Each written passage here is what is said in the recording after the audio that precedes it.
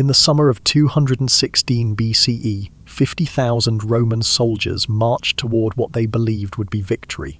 They outnumbered their enemy. Their weapons were superior. Their legions had crushed armies across the Mediterranean. Every tactical advantage belonged to Rome. By nightfall, almost all of them would be dead. Not because they fought poorly, not because their opponents possessed better equipment or training. They died because the battle had already been decided. Weeks before a single soldier set foot on that field near Cannae, the Romans simply didn't realize it yet. The man who destroyed them never swung a sword that day. Hannibal didn't need to. His weapon was something more devastating than any blade, something that still determines the outcome of conflicts today, though most people never recognize it. We've been taught a particular story about ancient warfare, masses of men colliding in brutal chaos. Primitive tactics for primitive times, strength and numbers deciding everything. That story is comforting. It is simple to understand. It also happens to be incomplete. What if the greatest commanders of the ancient world possessed knowledge that has been deliberately hidden, systematically misunderstood, or simply lost beneath centuries of historical revision? What if their victories weren't fortunate accidents or random battlefield luck, but calculated operations, each movement planned, each decision engineered to exploit vulnerabilities their enemies could even perceive? The evidence suggests exactly that. And what they understood would rival anything in modern military doctrine. These weren't secrets in the sense of hidden rituals or mysterious techniques. They were systems, sophisticated frameworks of psychological manipulation, environmental control, and information warfare that determined outcomes long before armies clashed. Military academies across the world still teach these principles. They just rarely mention how ancient the foundations truly are. Consider this: the strategies that shape contemporary warfare, the doctrine taught to officers, the principles embedded in special operations. Many trace back thousands of years. Yet most people imagine ancient generals simply gathered soldiers and charged forward. They didn't hope. They engineered. They weaponized elements most observers never noticed. Terrain features that seemed irrelevant. Rumors spreading through enemy ranks, even the angle of afternoon sunlight. Nothing was random. Everything served purpose. By the end of this journey, ancient battles transformed.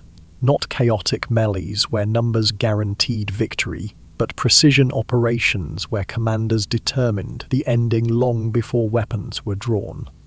But what if the greatest military secrets weren't about fighting at all? History, as they say, is written by the victors. But there is something most people don't consider. Those victors had every incentive to lie. When Roman historians recorded their military triumphs, they painted their generals as tactical geniuses blessed by the gods. Enemy victories, those were attributed to luck, overwhelming numbers, or treachery, never to superior strategy.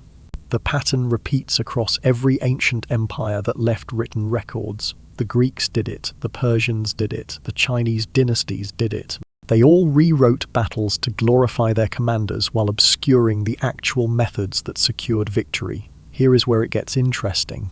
When modern archaeologists began cross-referencing multiple cultural accounts of the same battles, they discovered something unsettling. The stories didn't match. Not just in minor details, in fundamental descriptions of what actually happened. Take the Battle of Marathon. The Greek historian who documented it described a straightforward clash where Athenian courage prevailed against Persian numbers. An inspiring story. It is also incomplete. Modern archaeologists found evidence buried in the soil itself. Troop positions, terrain modifications, remnants of pre-battle engineering that the official account never mentioned. The Athenians didn't just fight bravely, they manipulated the battlefield weeks in advance. The historian conveniently forgot to mention how they actually won. This wasn't accidental. Military tactics were guarded as zealously as any treasure. Successful strategies were passed down through elite military families, whispered from commander to prot-sidine, deliberately kept from written records that enemies might capture. When empires collapsed, this knowledge often died with them. Consider how differently the same battle appears depending on who is telling it. Roman accounts of their wars with Carthage paint Hannibal as a brutal barbarian who occasionally got lucky. Carthaginian sources, the fragments that survived Rome's systematic destruction of their libraries, tell a very different story. They describe calculated psychological operations, sophisticated intelligence networks, and tactical innovations that Romans didn't want to admit existed. The differences aren't just staggering, they're revealing. For centuries, historians read ancient texts at face value, accepting the victor's narrative as truth. But recently, something shifted. Military historians began applying forensic analysis to ancient battlefields. They studied terrain with the eyes of tacticians. They analyzed archaeological evidence against written accounts. They applied modern psychological warfare theory to ancient campaigns. What they discovered was invisible in traditional readings. Strategies that had been dismissed as myth or misunderstanding suddenly became clear. The secrets weren't hidden in some lost library. They were always there, buried beneath layers of deliberate misdirection and historical revision. These aren't conspiracy theories. They're sophisticated tactical methods that were obscured because knowledge is power, and military power determined survival. So if the textbooks got it wrong, where do we find the truth? The answer lies in understanding what ancient commanders actually feared. And it wasn't the enemy army. Long before psychology existed as a formal discipline, ancient commanders were practicing it at a level that would impress modern behavioral scientists. Sun Tzu wrote it explicitly in his Art of War. The supreme art of war is to subdue the enemy without fighting, not philosophy. A literal operational principle. Victory begins in the enemy's mind, not on the battlefield. Hannibal understood this. So did Alexander. So did every commander whose name echoed through history, not just for winning, but for winning in ways that seemed impossible. They weren't just studying enemy troop numbers or weapons capabilities. They were studying psychology, cultural beliefs, religious superstitions, the personality quirks of opposing commanders, the morale vulnerabilities that could be exploited months before armies ever met. Hannibal spent years studying Rome before he ever marched against it. He didn't just learn their military tactics, he dissected their cultural psychology, Roman pride, their rigid adherence to traditional formations, their absolute confidence in the superiority of the legion. Then he turned those strengths into fatal weaknesses. At Cannae, Hannibal didn't defeat Rome with superior numbers or better weapons. He defeated them by understanding exactly how Romans thought about warfare, then creating a situation where their own doctrine destroyed them. They walked into a tactical masterpiece believing they were executing Roman superiority. By the time they realized the trap, it was already closed. The Mongols took this even further. When Genghis Khan's armies approached a city, riders would be sent ahead with a simple message: surrender now and live, resist and every living thing will be erased. Cities that heard these warnings often surrendered without a fight. Here is what historians recently discovered. Those threats were almost always lies. The Mongols couldn't afford to massacre entire populations. They needed those people for labor, taxation, and future military conscription. But the threats worked so effectively that the Mongols rarely had to follow through. They had weaponized reputation itself. Greek commanders did something equally sophisticated. They would fabricate religious omens, signs from the gods that they claimed guaranteed victory. Their own soldiers, believing divine favor was assured, fought with reckless courage. Enemy forces, hearing about these omens, felt they were fighting against fate itself. The commanders knew the omens were manufactured, but understanding human psychology meant understanding that belief shapes reality in combat. An army's effectiveness isn't determined primarily by physical capability. It is determined by confidence, unity, and willingness to follow orders into situations where survival instinct screams to flee. Break those psychological foundations and the strongest army crumbles. Strengthen them, and even outnumbered forces become formidable.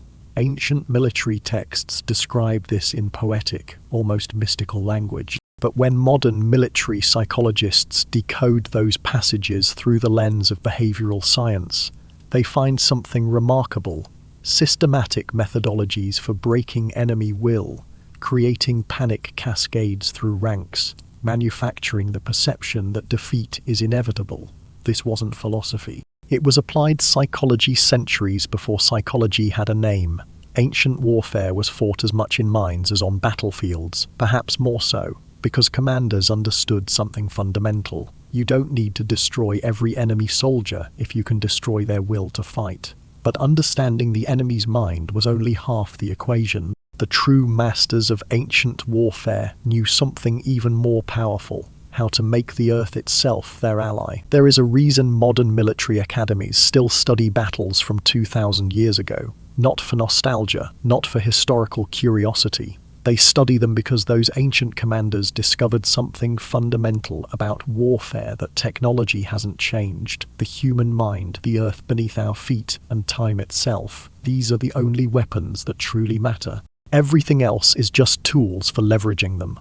The most successful ancient commanders didn't operate on a single level. They orchestrated what we might call layered warfare, simultaneous operations across multiple dimensions. Psychological manipulation while engineering the environment, while controlling information flow, while managing temporal elements, while executing physical tactics. All at once, like a conductor managing every section of an orchestra to create a symphony that enemies couldn't recognize until it was too late.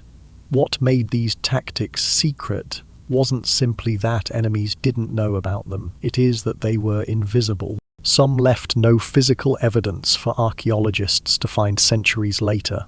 Others operated on timescales so extended that contemporary chroniclers never connected cause to effect. Still, others were so elegantly simple that they appeared to be luck rather than design, which meant they were never recorded as tactics at all. A commander who manipulated seasonal weather patterns to gain advantage wouldn't appear in historical records as a tactical genius. He'd appear as fortunate. The strategy became invisible in its own success. Throughout this journey, we'll examine ancient battles through multiple lenses simultaneously. The commander's strategic vision before the battle began, the soldier's ground-level experience during combat, the enemy's perception of what was happening to them, and the modern analyst's forensic reconstruction of what actually occurred versus what was recorded. This approach reveals patterns that traditional historical reading misses entirely. We're combining ancient texts with archaeological evidence, detailed terrain analysis, experimental archaeology, and modern military science. Cross-referencing sources that contradict each other to find truth in the contradictions. Studying battlefields with the tools of multiple disciplines. What emerges isn't speculation, it is reconstruction. We're recovering sophisticated tactical methods that were deliberately obscured, systematically misunderstood, or simply lost when the cultures that developed them collapsed. The tactics we'll explore fall into interconnected categories: terrain manipulation and environmental engineering, psychological warfare and morale destruction, information control and systematic deception, temporal manipulation and pacing control, formation, innovation, and movement coordination. Each category represents a dimension of warfare that ancient commanders weaponized. But here is what matters. These weren't separate tactics deployed independently. The masters combined them. They created integrated operational systems where psychological attacks weakened enemies before environmental advantages trapped them, while information warfare ensured they made fatal decisions, while temporal control determined when and how they could respond. This was warfare as a complete system, and it started with something deceptively simple. Let's begin where ancient commanders began, with the ground beneath their feet, because before any army marched, before any battle plan was drawn, the greatest generals were already fighting a war most people never saw, the war against geography itself. When Hannibal looked at a landscape, he didn't see what ordinary people saw. He saw a battlefield before armies ever arrived. Hills weren't just elevated ground, they were visual control points, communication advantages or disadvantages depending on who held them. Rivers weren't obstacles, they were movement channels, supply lines, or traps waiting to be sprung. This wasn't intuition, it was science. Elite ancient commanders underwent years of training in terrain analysis, a discipline as respected and formalized as swordsmanship or cavalry tactics. They learned to read land the way scholars read texts, finding meaning in features most people would overlook entirely. Ancient military manuals contain surprisingly technical descriptions of ideal battle terrain, not poetic observations, but precise measurements, slope angles that would tire advancing infantry, river depths that allowed crossing in specific seasons but became impassable in others, vegetation densities that provided concealment without restricting maneuver. Chinese strategists developed entire classification systems for tactical terrain. They had specific terms for landscape features that provided particular advantages, words that have no modern equivalent because the tactical thinking behind them has been lost. Roman military engineers would survey potential battle sites months before campaigns began. They created detailed maps documenting elevation changes, water sources, vegetation patterns, seasonal flooding zones. Modern archaeologists have recovered some of these maps. The accuracy is remarkable. They were working without sophisticated instruments, yet their topographical analysis matches modern surveying data. Carthaginian scouts were trained not just to assess current terrain conditions, but to predict how landscapes would change with seasons. They learned which valleys would fill with morning fog in autumn, which hillsides would become muddy during spring rains, which river crossings would remain viable through summer. This knowledge determined where battles would be fought, and therefore who would win them. Terrain wasn't just something commanders considered when planning battles. It was the primary variable around which everything else was designed. Troop numbers, formation choices, timing, supply routes, all secondary to the fundamental question of geography. When archaeologists used ground-penetrating radar at the site of Cannae, they discovered something unexpected. The battlefield's geography had been artificially modified. Not dramatically. The changes were subtle enough that Roman scouts apparently didn't notice them, but they were there. Slight alterations to drainage patterns, small earthworks disguised by vegetation, strategic removal of obstacles in some areas while creating new ones in others. Hannibal didn't just choose his terrain, he built it. This changes how we understand that battle entirely. The Romans weren't defeated by brilliant tactics deployed spontaneously during combat. They were defeated by a battlefield that had been engineered specifically to turn their tactical doctrine against them. Their formations, their discipline, their standard responses to enemy movements all became liabilities in terrain designed to exploit exactly those characteristics. The Romans were fighting Hannibal's army, but they were also fighting geography itself, and they never realized the ground beneath their feet had been weaponized against them. This level of sophistication appears across cultures. Greek commanders who positioned forces to maximize afternoon sun angles, blinding enemies at critical moments. Persian generals who understood how sound carried across different terrains, using acoustic properties to coordinate movements or create psychological effects. Mongol tacticians who could predict where terrain would channel enemy movements, then positioned forces accordingly. Reading terrain wasn't a supplementary skill, it was the foundation of ancient warfare. But reading terrain was only the beginning. The true masters didn't just find the perfect battlefield, they created it. And what they created turned their enemy's strength into their coffin. There is a valley in Italy where Julius Caesar fought what historians called a miraculous battle. His army was outnumbered. The terrain offered obvious flanking opportunities that any competent commander would exploit. Yet somehow, the enemy's flanking maneuvers failed catastrophically. For centuries, this was attributed to Caesar's tactical genius and Roman discipline.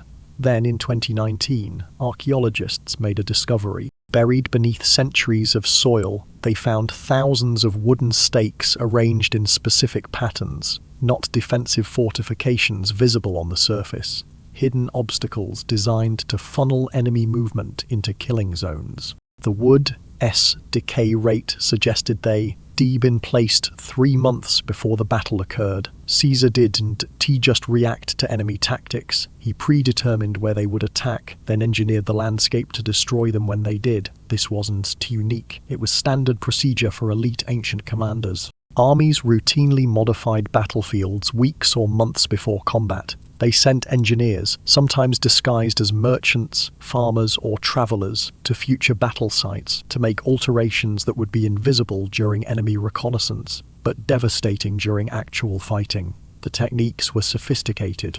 In areas with tall grass, engineers would dig shallow trenches just deep enough to break horses' legs during cavalry charges, but invisible to scouts surveying the field.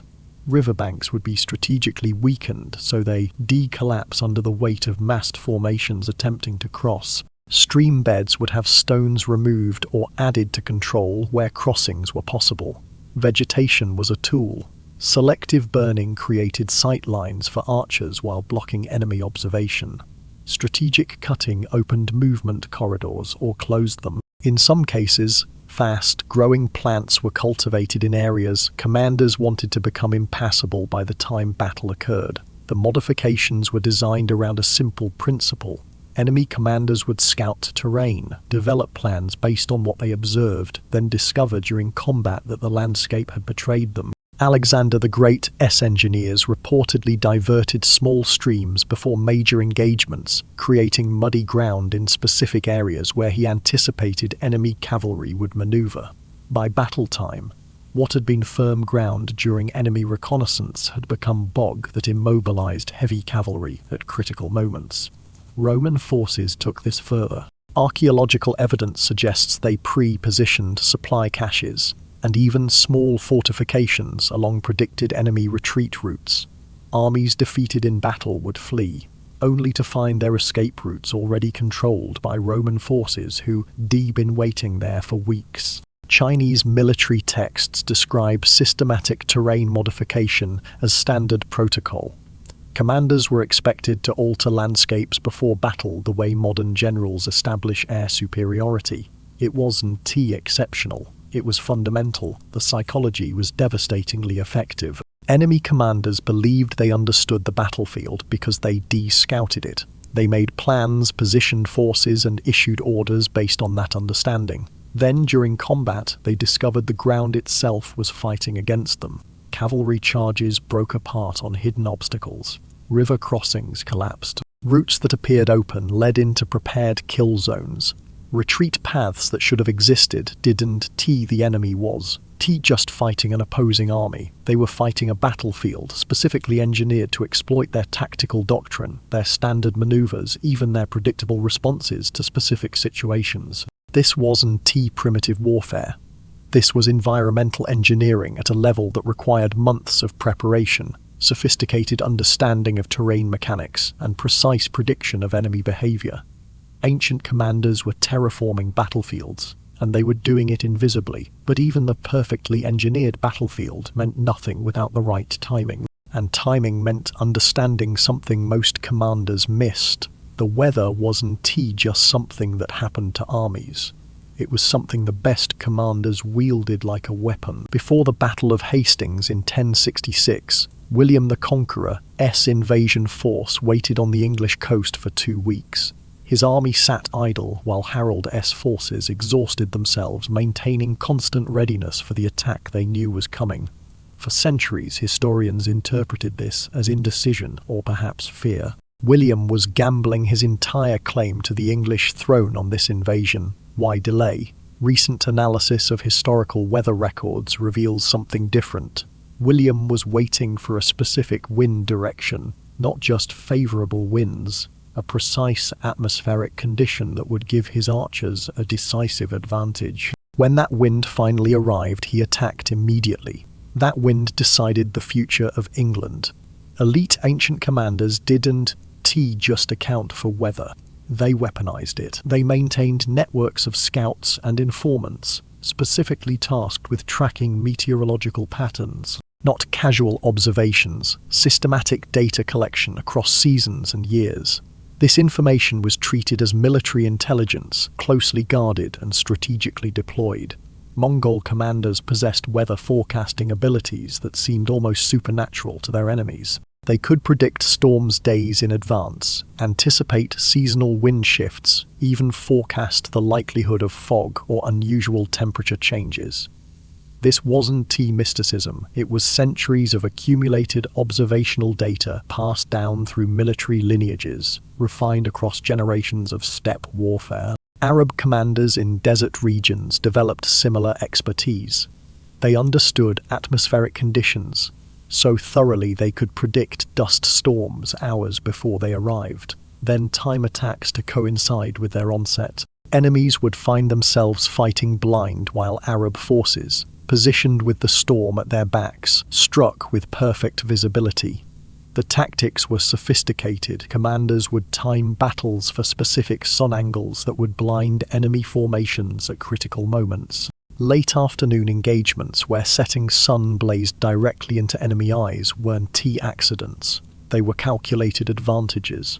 Seasonal wind patterns determined when and where fires would be set during siege operations. Smoke didn't just obscure vision. Commanders used prevailing winds to ensure it flowed toward enemy positions, carrying not just visual disruption, but sometimes disease as well. Fog became a tactical tool. Viking raiders in northern waters learned to predict fog patterns with remarkable accuracy, timing coastal raids for maximum concealment. Ships would materialize from mist, strike, and vanish before defenders could organize effective response. Rain transformed battlefields. Commanders who understood seasonal precipitation patterns would deliberately engage enemies during periods when their equipment became liabilities. Heavy armor that provided protection in dry conditions became exhausting burden in rain. Certain bow types lost effectiveness when wet. Visibility dropped. Footing became treacherous. Some ancient weather prediction methodologies remained more accurate than European forecasting techniques until the 19th century. This wasn't primitive superstition. It was empirical science developed through systematic observation. The psychological dimension was equally important. Commanders who appeared to control weather itself gained reputation for divine favor. Soldiers believing gods fought alongside them, displayed courage that exceeded normal human limits. Enemies facing commanders who seemed to command the elements often experienced morale collapse before combat even began. Specific battle accounts only make sense when we understand the weather conditions commanders anticipated. Mongol forces timing major offensives for seasonal storms that would disorient defenders. Desert warfare specialists using enemy ignorance of heat exhaustion and water requirements as their primary weapon. Coastal raiders exploiting fog patterns their targets didn't understand. Ancient commanders studied the sky the way they studied enemy formations. They read clouds like military intelligence reports. They timed campaigns around seasonal patterns with the precision modern militaries reserve for coordinating air support. Terrain engineering weather. These gave commanders control over the battlefield itself. But the greatest generals understood something even more fundamental. Controlling space meant nothing if you could control time, and they found ways to manipulate time itself. Military analysts studying ancient battles noticed something disturbing. In the most decisive victories, defeated armies rarely retreated in any organized fashion. They were slaughtered almost to the last man. Tens of thousands of soldiers dying not in combat but in desperate attempts to escape that never succeeded. For centuries, this was attributed to ancient battlefield brutality. The assumption was that victorious armies simply massacred fleeing enemies because that is what ancient warfare looked like. The real reason is more calculated. The victors had made retreat mathematically impossible.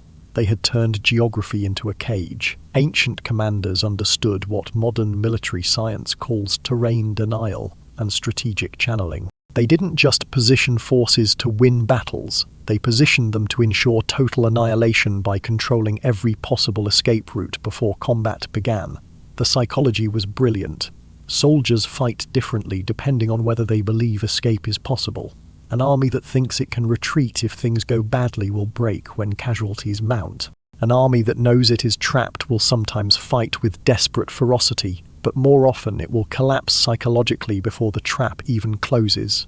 Hannibal understood this perfectly at Cannae. His formation didn't just surround the Romans, it prevented them from breaking contact once engaged. Roman soldiers couldn't retreat individually because the press of bodies behind them made backward movement impossible. They couldn't retreat as units because enemy forces had closed every gap. They could only push forward into killing zones or stand and die where they were. The battlefield became a geometric cage. 50,000 men trapped by terrain and tactics they couldn't overcome. Persian commanders used mountain passes the same way. They would engage enemies in valleys where the only retreat led through narrow defiles that could be easily blocked. The battle itself was almost secondary. Victory was guaranteed the moment enemy forces entered the trap. Naval commanders did this in coastal waters. They would engage enemy fleets with land on one side and their own ships blocking escape on the other. Enemy vessels had nowhere to maneuver. They could fight hopelessly or surrender. Retreat simply didn't exist as an option. Chinese strategists developed systematic approaches to geographical entrapment. They studied regional geography to identify areas where enemy armies could be channeled toward impassable terrain, swamps, cliffs, rivers too deep to cross. Then they would orchestrate entire campaigns around driving enemies toward these natural prisons. The evidence suggests commanders studied enemy cultural attitudes toward retreat and surrender specifically to design traps that exploited those beliefs. Some cultures valued fighting to the death, so traps were designed to make surrender seem like survival. Others valued survival above honor, so traps were designed to make continued fighting seem suicidal. Battles that appear in historical records as chance encounters were often carefully orchestrated geographical ambushes months in the making. Scouts identified the perfect terrain. Engineers modified it if necessary. Then, military operations systematically drove enemy forces toward the prepared killing ground. This was warfare calculated to a degree that seems almost sociopathic. The deliberate creation of situations where total slaughter was inevitable. Not as unfortunate consequence, but as operational objective. But controlling the battlefield was only one dimension of the invisible war. The greatest commanders understood that controlling what the enemy knew, and more importantly, what they believed, was even more powerful than controlling where they fought. Welcome to the world of ancient information warfare, where truth itself became a weapon. When Alexander the Great swept through the Persian Empire, historians marveled at his tactical genius. How did he always seem to know where Persian forces would be positioned? How did he anticipate defensive strategies before encountering them? How did his army navigate hostile territory with such precision? The answer wasn't divine inspiration or battlefield brilliance alone. Alexander's army included a unit that modern researchers call the Invisible Legion. 300 men who never fought in a single battle, but may have been more valuable than his entire cavalry. They were intelligence operatives, and they knew every detail of Persian defenses before Alexander's army arrived. This wasn't unique to Alexander. Ancient empires maintained intelligence networks with sophistication that rivals modern spy agencies. Persian emperors under Darius and Xerxes operated what was essentially a state intelligence service. Thousands of operatives spread across known territories, gathering information through systematic protocols. They had reporting structures, verification procedures, coded communication methods. This wasn't improvised, it was institutionalized. The Romans evolved military intelligence into one of history's most effective spy networks. Every legion had dedicated intelligence officers. Information flowed through established channels to regional commanders and ultimately to Rome itself. They tracked not just military movements, but political dynamics, economic conditions, even personal conflicts among enemy leadership that could be exploited. Chinese dynasties codified espionage in military texts like Sun Tzu's Art of War. But they also implemented practical methodologies that modern analysis shows were remarkably effective. They had specialized training programs for intelligence officers, recruitment criteria that selected for specific psychological profiles, and operational security procedures that protected agent identities.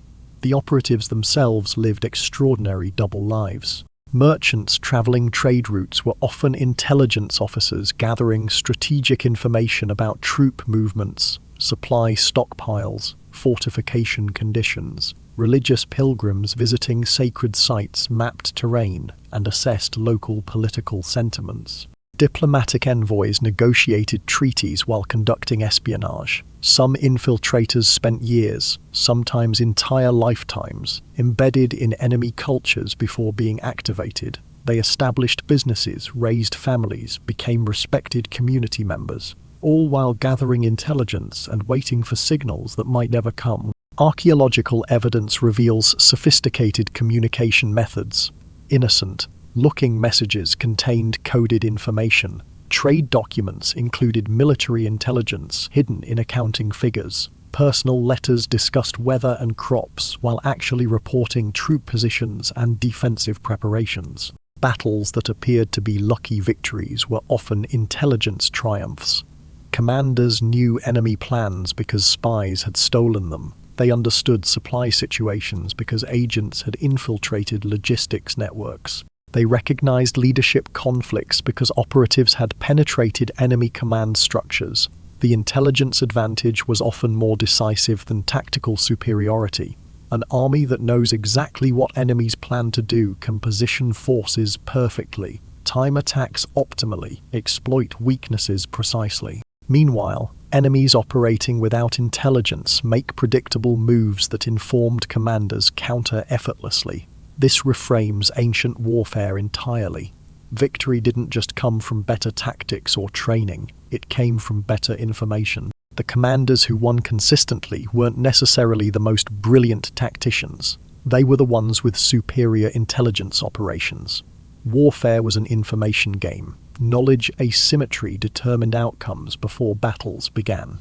But gathering information was only half the game. The true masters understood something more devious. Feeding the enemy false information was even more valuable than learning their secrets. Because when your enemy believes a lie, they'll defeat themselves. In 1207, Genghis Khan's army surrounded a Chinese city that should have been impregnable. The fortifications were among the strongest in the region. The defenders outnumbered the Mongol forces. Supply stockpiles could sustain them for months. Every tactical calculation suggested a long, costly siege. The city surrendered after 3 days. Historians were baffled. What could explain such a rapid collapse? The walls hadn't been breached. No assault had been attempted. The defenders simply gave up. Then researchers discovered something remarkable. For 6 months before Genghis arrived, Mongol agents had been operating inside the city, systematically spreading specific rumors. Stories about the Mongol army's size, vastly exaggerated. Tales of cities that resisted, their populations supposedly erased completely, though many of these massacres never actually happened. Accounts of Mongol supernatural abilities and unstoppable siege weapons. By the time Genghis arrived, the battle was already over. The defenders' minds had been conquered before their walls were ever threatened. The most sophisticated ancient commanders understood a profound truth.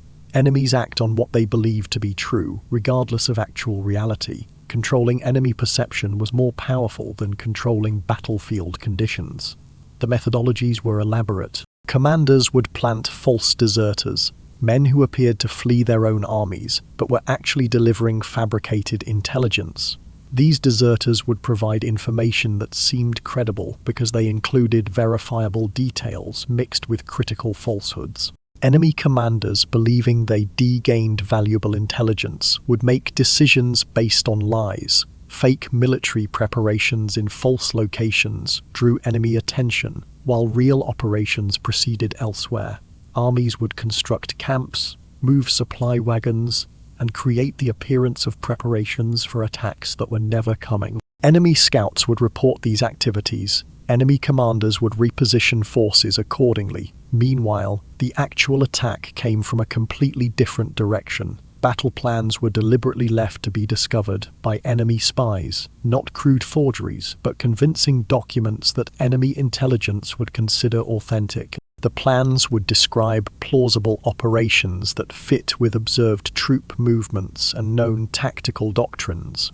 Enemies would prepare countermeasures for attacks that weren't coming. Rumors spread through controlled channels. Commanders understood which merchants, travelers, and informants were feeding information to enemy intelligence. They would ensure those channels carried specific false narratives. The beauty of this approach, enemies trusted information they gathered themselves more than information provided openly. Some operations were purely theatrical. Armies would stage elaborate displays designed to convince enemies of capabilities that didn't exist. Mock weapons demonstrations, fake troop concentrations created with minimal actual forces. even entirely fabricated military units that existed only in enemy intelligence reports. The psychological sophistication was remarkable. Effective deception required understanding what enemies wanted or expected to hear. Lies had to fit enemy preconceptions. False information needed to be embedded within enough truth to establish credibility. Certain Mongol retreats were elaborate multi-stage deceptions. What appeared to be defeated armies fleeing in disarray were actually drawing enemies into prepared kill zones. Pursuing forces would find themselves suddenly surrounded by defeated armies that had never actually broken. Roman protocols included systematic procedures for spreading false information about troop numbers, morale, supply situations. Chinese strategists deliberately cultivated reputations for specific tactical preferences, specifically so they could violate those patterns when circumstances required. Some commanders ran what modern intelligence would call double agent operations, feeding controlled information to known enemy spies, using enemy intelligence networks against themselves. Certain decisive battles only make sense when we understand enemy commanders were making rational decisions based on completely false information systematically fed to them over months. But deception required something even more valuable than clever lies. It required knowing the enemy's mind so completely that you could predict their reactions. And that meant understanding something ancient commanders studied obsessively: human psychology at the individual and group level. Before certain battles with Hannibal, Roman legions would simply refuse to advance, not new recruits, veteran soldiers with decades of combat experience. They would stand frozen despite direct orders from their commanders. Some would physically shake. Others would vomit from anxiety before combat even began. They weren't cowards. They were experiencing what modern psychologists would call conditioned helplessness. Hannibal had created it deliberately through a series of battles, designed not just to win, but to break something fundamental in the Roman military psyche. He was weaponizing trauma centuries before anyone had terminology for psychological warfare. The most sophisticated ancient commanders understood that armies are psychological entities as much as physical forces. Breaking collective will was more efficient than breaking bodies, and they developed systematic approaches to achieve it. Deliberate displays of overwhelming force created hopelessness before fighting began. Armies would stage elaborate demonstrations of their size, weaponry, and organization specifically to convince enemies that resistance was futile. The display itself was the weapon. Calculated cruelty toward captured enemies served strategic purposes. The Mongols became infamous for their brutality, but the cruelty wasn't merely barbaric, it was psychological warfare. Stories of what happened to cities that resisted spread faster than armies could march. Future targets would hear these accounts and surrender without fighting. The massacres, when they occurred, were investments in future psychological surrender. Viking berserker traditions may have been partially theatrical, warriors working themselves into apparent supernatural fury, fighting with seeming immunity to pain or fear. Whether the berserkers actually entered altered states or simply performed convincingly is less important than the effect. Enemies facing them believed they fought supernatural beings.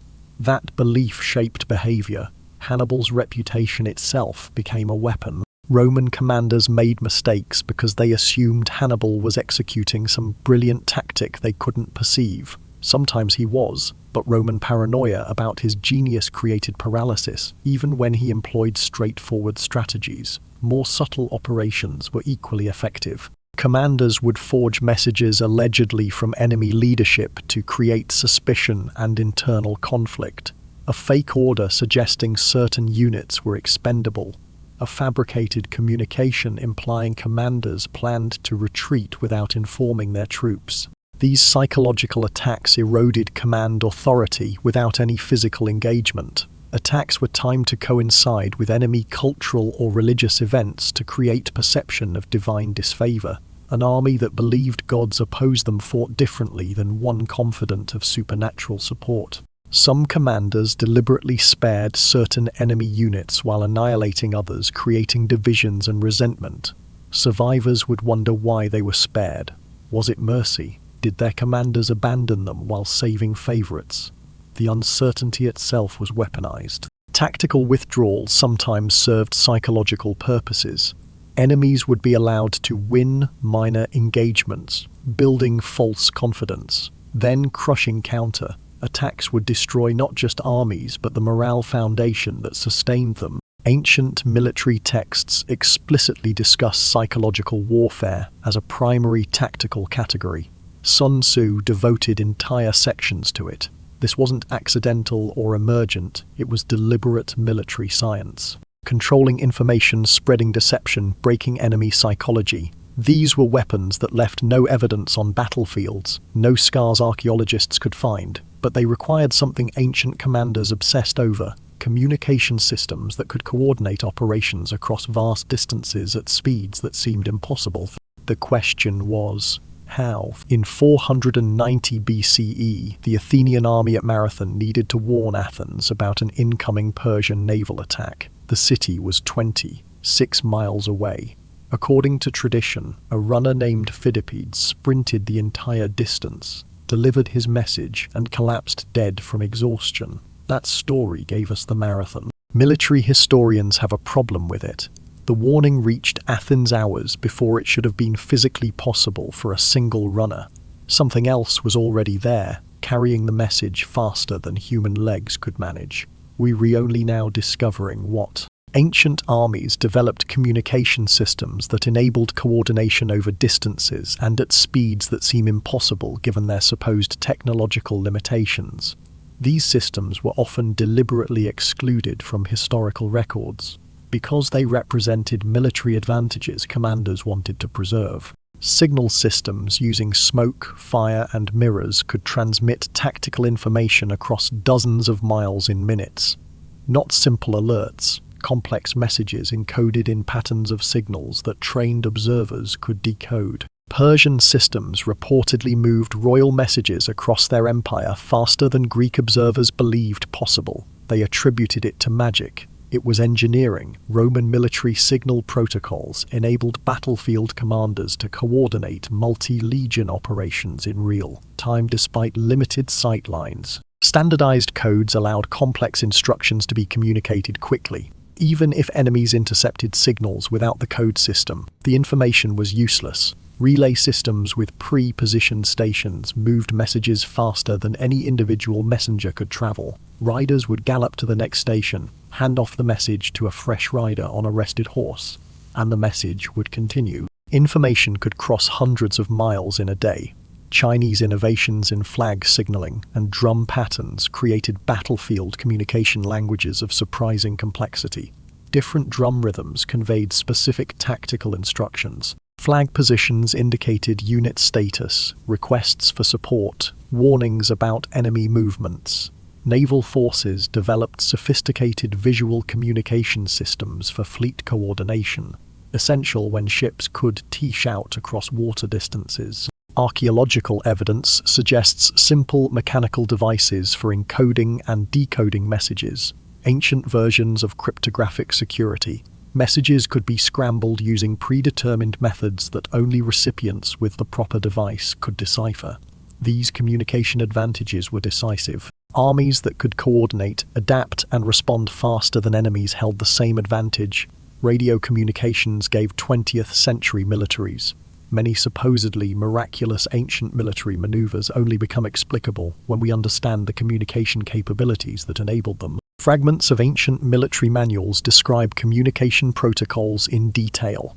What modern audiences imagine as primitive was actually sophisticated military science. Intelligence networks, deception campaigns, psychological operations, all required communication systems to be operationally effective. You can gather perfect intelligence, but if you can transmit it to commanders who need it, the intelligence is worthless. You can design brilliant deceptions, but if you can coordinate their execution across distances, they fail. But all the intelligence, all the deception, all the psychological warfare in the world meant nothing if you could move your forces effectively.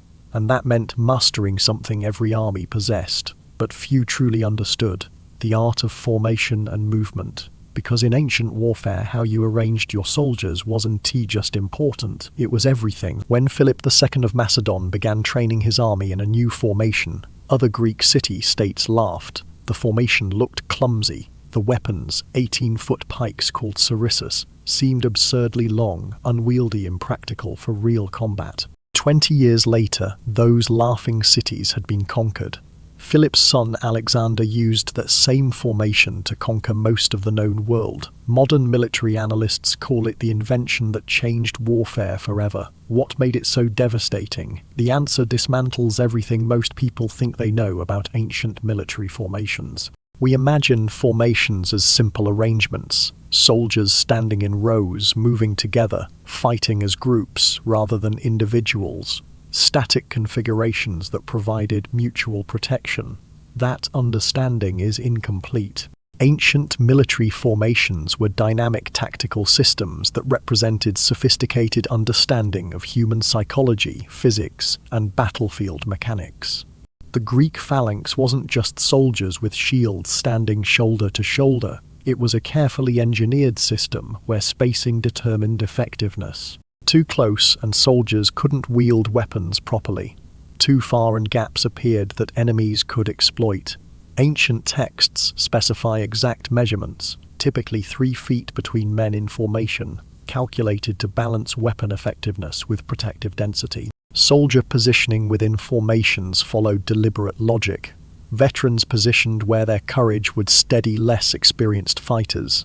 Taller soldiers in certain ranks to create psychological intimidation. Left-handed fighters placed strategically to exploit advantages their orientation provided. Formations included rotation protocols, methods for cycling fresh fighters to front lines while allowing exhausted soldiers to recover in rear ranks without breaking formation integrity. This turned formations into sustainable fighting systems rather than static arrangements that collapsed when front ranks tired. The physics was equally sophisticated. Shield walls created not just physical barriers but psychological pressure. The sight of an unbroken wall of shields advancing in perfect cohesion could break enemy charges through pure intimidation before physical contact occurred. Mass became a weapon itself. Philip's pike phalanx exploited reach advantage while maintaining unprecedented mobility for such a densely packed formation. The 18-foot sarissas meant the first 5 ranks could present weapons toward enemies, creating a bristling wall of pike points that made frontal assault nearly impossible. Enemies couldn't close to sword range without impaling themselves. Roman manipular tactics represented different innovation, flexible formations that could adapt to terrain and tactical situations. Unlike rigid phalanxes, Roman legions could separate and reform, respond to unexpected developments, maintain effectiveness when traditional formations would collapse. Chinese crossbow formations achieved fire rates comparable to early musket formations through systematic rotation and reloading protocols. Front ranks would fire, then rotate to reload while next ranks fired.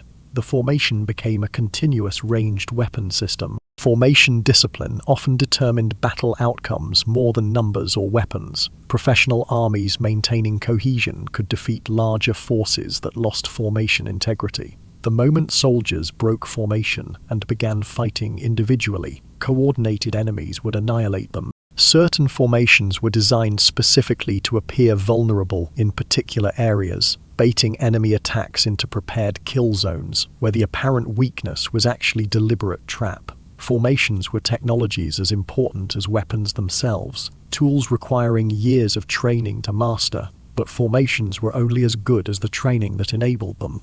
And training meant solving a problem every ancient army faced. How do you prepare thousands of men to fight as a single organism? Roman legionaries trained for 4 months before they were allowed in combat. For centuries, historians assumed this was basic military preparation, learning to march, wield weapons, follow orders. Then, modern military psychologists began studying surviving Roman training manuals. What they discovered changed our understanding entirely. The training wasn't preparing soldiers for battle. It was breaking down their natural human responses and rebuilding them into something else. Modern special forces psychologists study these manuals because they contained techniques for psychological conditioning that were supposedly rediscovered in the 20th century. Except they weren't rediscovered, they were remembered. Elite ancient armies underwent preparation that would be familiar to modern special forces. Years-long programs combining physical conditioning, technical skill development, psychological conditioning, and unit cohesion building. Spartanagoge began in childhood. Boys as young as 7 entered military training systems that lasted until adulthood. The program didn't just teach fighting skills, it engineered psychology. Spartans became famous not for superior weapons or tactics, but for discipline that bordered on inhuman. They would hold formations under conditions that broke other armies completely. Roman legionary training turned farmers into professional soldiers through systematic programs. They learned weapons handling, formation tactics, construction engineering, even swimming. But the real transformation was psychological. Repetitive drill until complex maneuvers became instinctive reflexes, mock battles that desensitized them to combat chaos. Training scenarios designed to override survival instincts that would make normal humans flee. Mongol training began in childhood and created expert cavalry archers by adolescence. Children learned to ride before they could walk properly. They practiced archery until shooting from galloping horses became as natural as breathing. The training wasn't just technical, it created psychological conditioning where mounted combat was more comfortable than ground fighting. Archaeological evidence reveals sophisticated training infrastructure. Practice weapons designed to be heavier than combat versions, so actual weapons felt lighter. Training siege equipment for learning assault techniques without battle risk. What appear to be ancient obstacle courses for building strength and agility under controlled conditions. Training methodologies were systematic. Repetitive drill until muscle memory replaced conscious thought. Soldiers could execute complex formations while exhausted, terrified, or injured because their bodies performed automatically. Specialized training in different terrains and weather conditions meant soldiers functioned effectively regardless of environmental factors. Cross-training in multiple weapons and tactical roles created flexibility that rigid enemy forces couldn't match. Certain elite guard units underwent selection and training programs designed to create capabilities far beyond normal soldiers. Persian immortals, Roman praetorians, Chinese imperial guards. These weren't just better fighters, they were different categories of military capability entirely. The psychological conditioning was perhaps most remarkable. Training overrode natural human responses. Soldiers learned to hold formations under arrow fire when every instinct screamed to scatter. They maintained discipline during tactical retreats when fleeing seemed like survival. They executed complex maneuvers under stress that would cause untrained forces to break into chaos. Training itself became tactical advantage. Well-trained armies could execute maneuvers. Enemies couldn't counter because they couldn't replicate them. The capabilities simply didn't exist in forces without equivalent training. Some commanders deliberately showcased their forces training in pre-battle displays. Demonstrations of discipline and coordination served as psychological warfare. Enemies watching perfect formation changes, synchronized movements, flawless drill execution would realize they faced something beyond normal military capability. The secret weapon of many ancient armies wasn't innovative tactics. It was superior training that enabled execution of tactics others couldn't perform. But training created capabilities that had to be deployed effectively.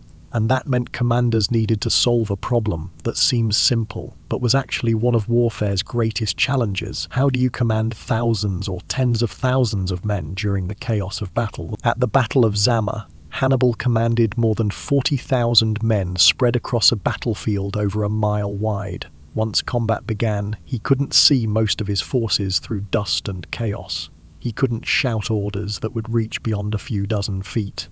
Messengers on horseback would take minutes to traverse the battlefield, eternities during fluid combat.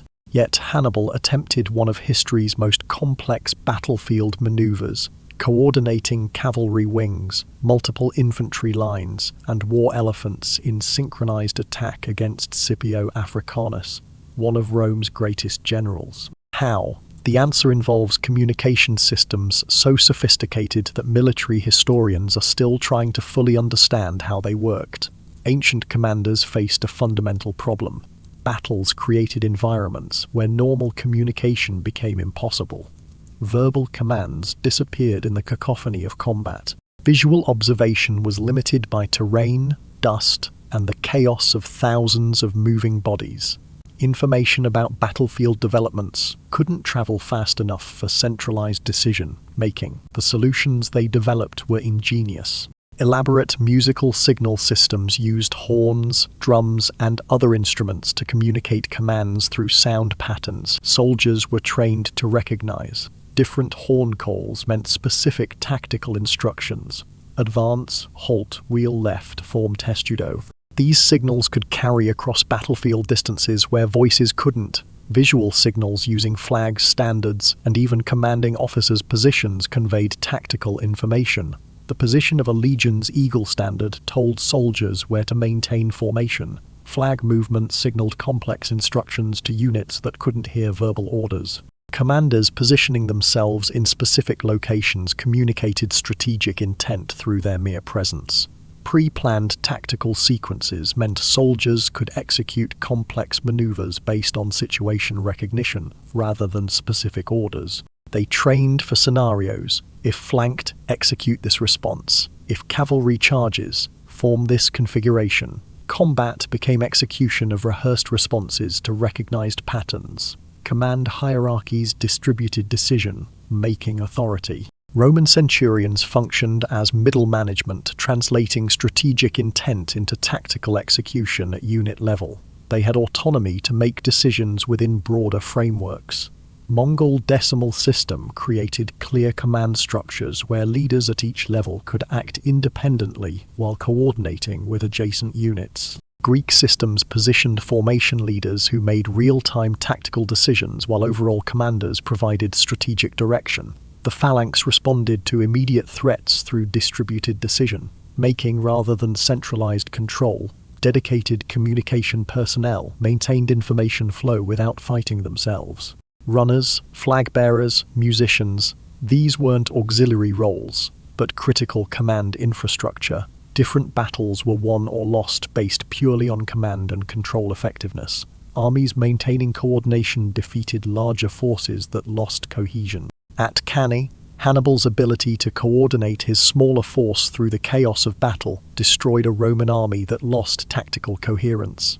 Command systems were tactical weapons themselves. Armies with superior command and control adapted faster to battlefield developments, coordinated complex multi-unit maneuvers, and maintained effectiveness when unexpected situations arose. Ancient military manuals codify command protocols in surprising detail. This wasn't improvised chaos. It was carefully designed military science. But even the most sophisticated command systems couldn't control every variable. Ancient battles were chaos, unpredictable, terrifying, subject to factors no commander could fully anticipate, unless the commander had prepared for variables others never considered. Because the greatest ancient generals had a secret weapon, they practiced warfare before weapons were ever drawn. Before the Battle of Gaugamela, Alexander the Great spent 4 days in his tent. Ancient historians assumed he was praying. Some thought he might be afraid. He faced Darius III's Persian army, perhaps 200,000 strong compared to Alexander's 40,000. Modern analysis of the terrain, troop positions, and tactical maneuvers Alexander executed suggests something entirely different. He was planning. When battle began, Alexander executed what modern military analysts call the most complex coordinated military maneuver of the ancient world. Cavalry, infantry, and ranged units synchronized in an attack requiring split-second timing across multiple battlefield zones. Different unit types executing different roles simultaneously, each movement dependent on others succeeding. It worked perfectly, not through spontaneous battlefield genius. Because Alexander had already fought the battle dozens of times in his mind, elite ancient commanders engaged in sophisticated pre-battle planning that would be familiar to modern military operations planners. Days or weeks before major engagements, they would run through potential scenarios, identify variables, prepare responses, develop contingency plans for different developments.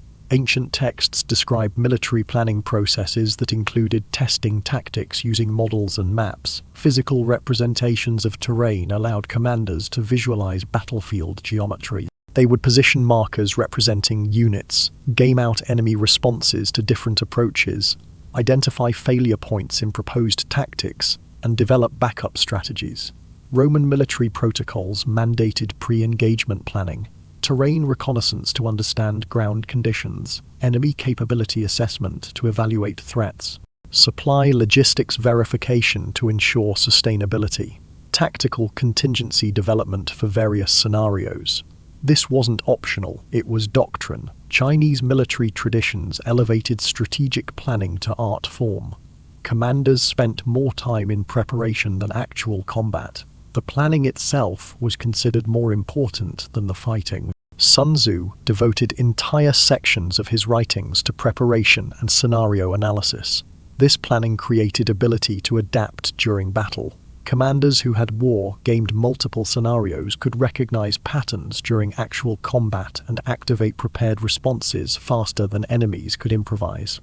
What appeared to be spontaneous tactical brilliance was often execution of contingency plans developed weeks earlier. Planning was cognitive training. It prepared commanders' minds to process battlefield chaos through prepared frameworks. When unexpected developments occurred, trained minds recognized them as variations of scenarios already considered rather than completely novel situations requiring improvisation. Certain decisive battles featured tactical adjustments that seem impossibly quick unless we understand commanders had already considered those exact scenarios.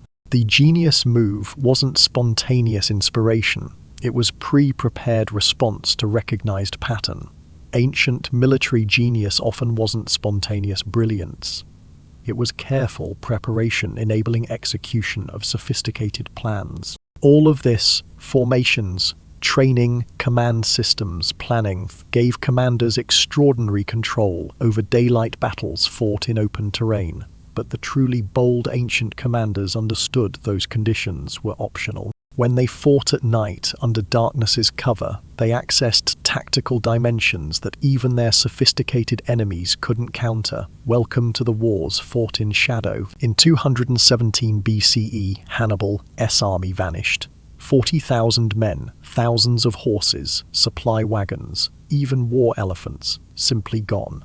The Roman commander searching for them was certain of one thing: they could move at night through unknown mountain terrain without being detected. He was wrong. When dawn broke, Hannibal's army was behind Roman lines. They had marched all night through treacherous mountain passes in complete darkness. The Romans had been outmaneuvered by an operation most historians insist ancient armies could perform.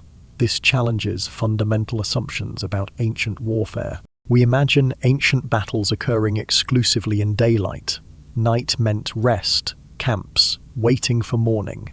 Military operations in darkness seemed impossible given their technological limitations. Except it wasn't impossible. It was common. Modern analysis of ancient battle accounts, when cross-referenced with astronomical records showing moon phases and seasonal darkness patterns, reveals something remarkable. Numerous major engagements occurred at night, or began in pre-dawn darkness, not as rare exceptions as deliberate tactical operations. Historians missed this for understandable reasons. Ancient chroniclers often described battles by their daytime conclusions, not their nighttime beginnings. A battle that started at 3 in the morning would be recorded as occurring at dawn or simply during the day when the outcome was decided. The night phase became invisible in historical accounts. Cultural biases reinforced this blindness. Scholars assumed ancient armies lacked capabilities for night operations. When accounts mentioned darkness, they were interpreted as ambushes or surprise attacks, spontaneous opportunism rather than planned night warfare doctrine. But certain commanders and cultures specialized in night warfare. They developed specific training programs, specialized equipment, and tactical doctrine for darkness operations. This wasn't improvisation, it was military science. The advantages were extraordinary. Complete tactical surprise when enemies believed darkness made military operations impossible. Negation of numerical superiority, since large forces could coordinate effectively in darkness.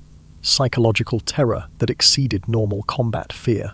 There is something uniquely horrifying about violence emerging from darkness, and the ability to achieve objectives that would be suicidal in daylight. Evidence appears across cultures. Certain Greek raids on Persian camps were sophisticated night operations with pre-planned routes, timing coordination, and withdrawal procedures. Roman military manuals contain detailed protocols for night marches and pre-dawn assaults, doctrine that was practiced but rarely appeared in battle histories. Mongol forces developed expertise in night cavalry operations that let them appear seemingly from nowhere, strike, and vanish before enemies could organize response. Their reputation for supernatural abilities came partly from their mastery of darkness warfare. Viking night raids exploited superior knowledge of coastal navigation in darkness. They could navigate by stars and read water patterns invisible to enemies, appearing on beaches in pitch darkness with perfect precision. Night warfare wasn't primitive stumbling through darkness. It was deliberate tactical choice requiring specialized capabilities that gave practitioners decisive advantages over enemies who believed darkness made warfare impossible. But conducting night operations required solving problems that seem insurmountable. In darkness, how do you maintain unit cohesion? How do you navigate unfamiliar terrain? How do you prevent friendly fire? How do you coordinate attacks when you can TC signals? Ancient night warriors had answers, and their solutions were brilliant. Roman military manuals contain a curious entry, instructions for soldiers to eat specific foods, and avoid looking at fires for 2 hours before night operations. For centuries, historians dismissed this as superstition. Then, modern military science discovered dark adaptation, the physiological process where eyes adjust to low-light conditions, dramatically increasing ability to see in darkness. The process takes about 30 minutes, but can be ruined instantly by exposure to bright light. The Romans had discovered it 2,000 years earlier and weaponized it. Soldiers following these protocols could see in darkness, while enemies who had been sitting near campfires were effectively blind.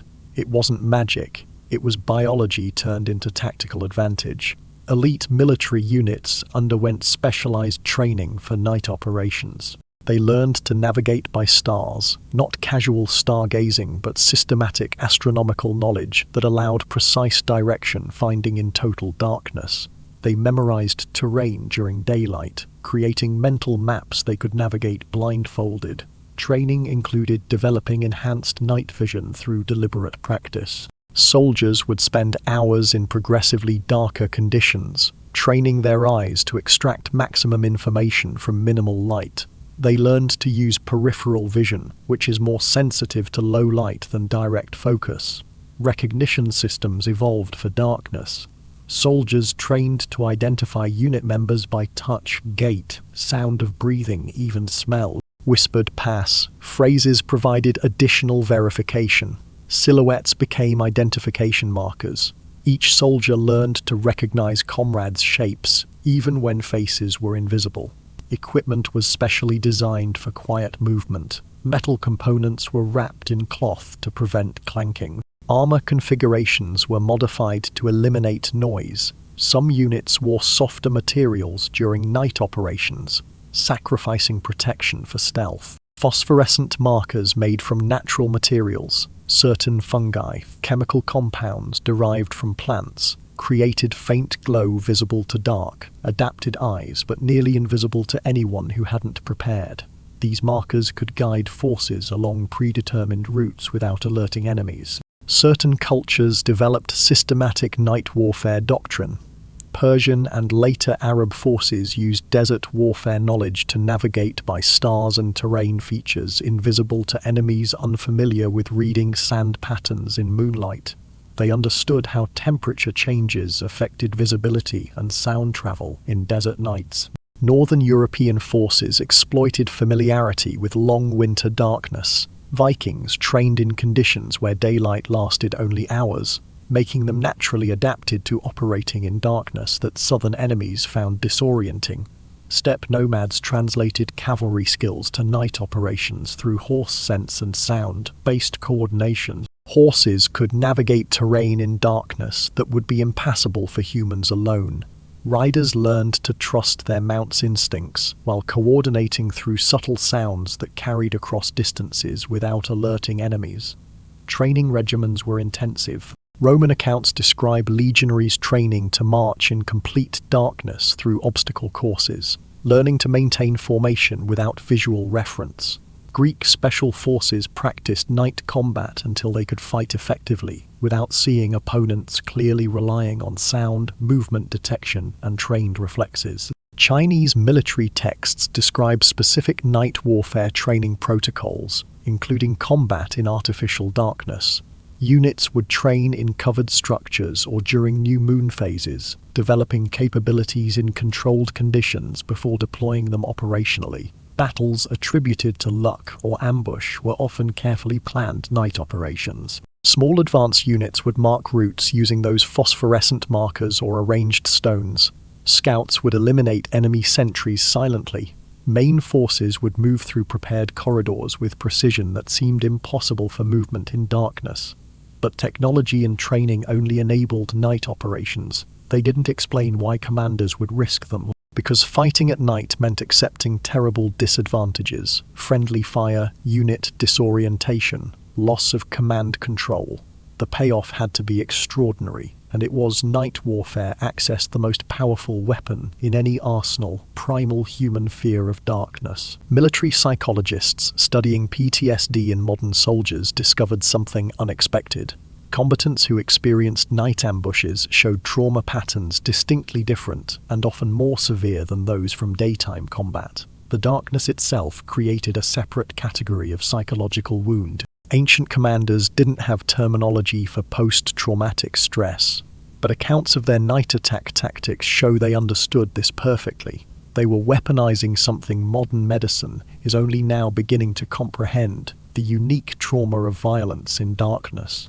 Night attacks created fundamentally different psychological experiences than daylight combat. The inability to see threats approaching generated constant anticipatory terror. Every sound became potential threat.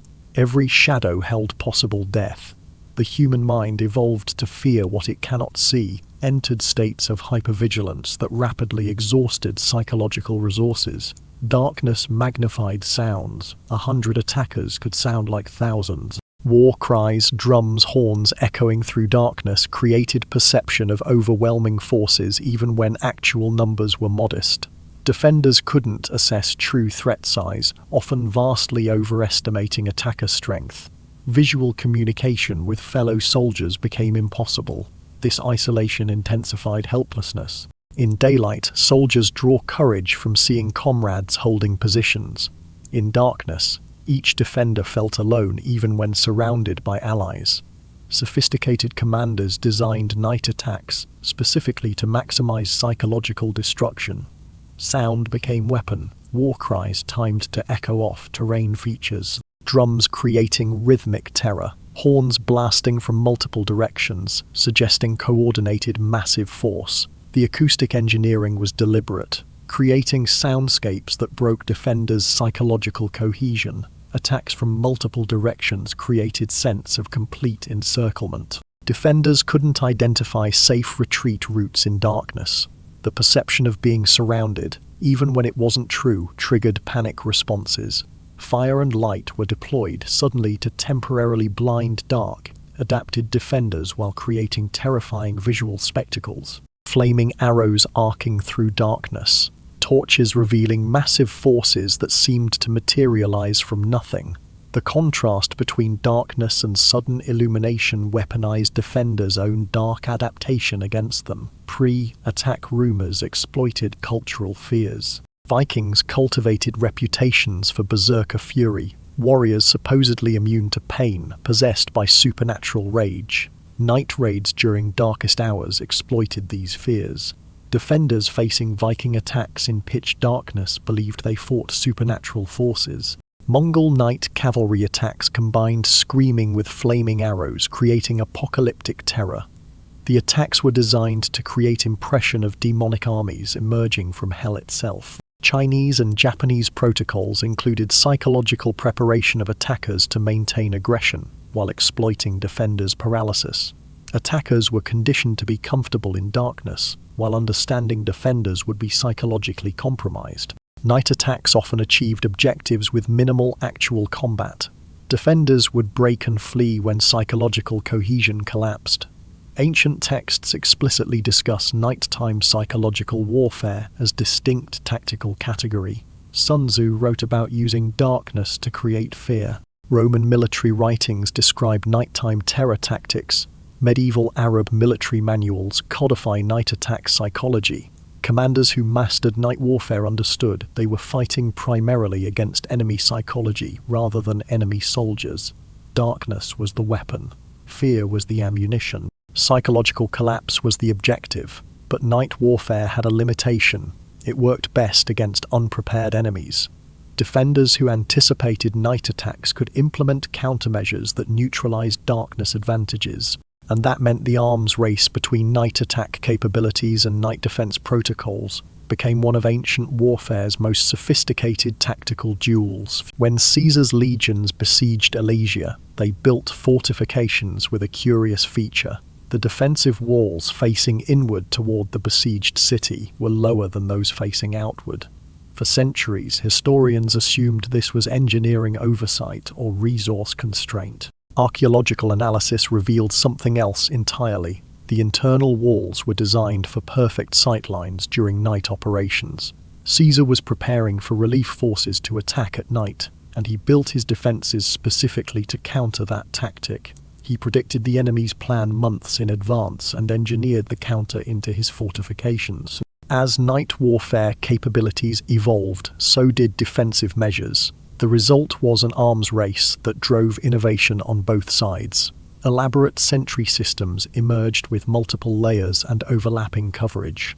Sentries were positioned so they could observe each other, preventing elimination of isolated guards. If one sentry disappeared, others would notice immediately. Sentry training became specialized discipline. Guards learned dark adaptation protocols. The same techniques attackers used turned to defensive advantage. They developed sound recognition skills, learning to distinguish normal night sounds from human movement. Challenge procedures evolved using whispered pass, phrases, and specific response protocols. Defensive architecture incorporated night attack considerations. Fire braziers positioned to illuminate approaches while maximizing defenders' vision without compromising their dark adaptation. The placement was calculated, light projecting outward while defenders remained in relative darkness. Noise making defensive barriers created acoustic early warning systems. Bells hung on thin cords, chains arranged to rattle when disturbed. Dried branches or crunchy materials spread in approaches that would alert to movement. Early tripwire systems connected to alarms. Roman camps followed standardized defensive layouts, specifically designed to resist night infiltration. Every camp, regardless of location, used identical configurations. Soldiers could navigate their own camp in complete darkness, while enemies would be disoriented even if they breached outer defenses. Chinese garrison protocols included rotating sentry duty to maintain alertness. Guards changed positions frequently enough to prevent fatigue. Induced inattention, but not so frequently that constant movement created vulnerability during transitions. Viking defensive formations assumed night attacks. Forces positioned accordingly, with rapid response units stationed specifically to counter darkness assaults. As defenses improved, attackers developed more sophisticated infiltration techniques. As attacks became more sophisticated, defenders created more complex warning systems.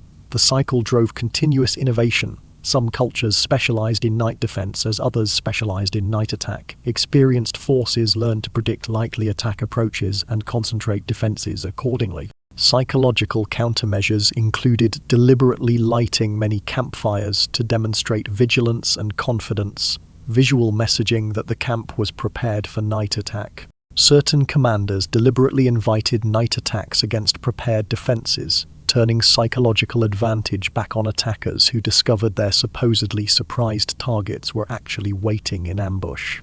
Night warfare became specialized military science with dedicated training, doctrine, and equipment on both sides, far more sophisticated than modern understanding suggests. Night warfare showed how ancient commanders could manipulate time, choosing when battles occurred to gain advantage. But the greatest generals understood that controlling time meant more than choosing the hour.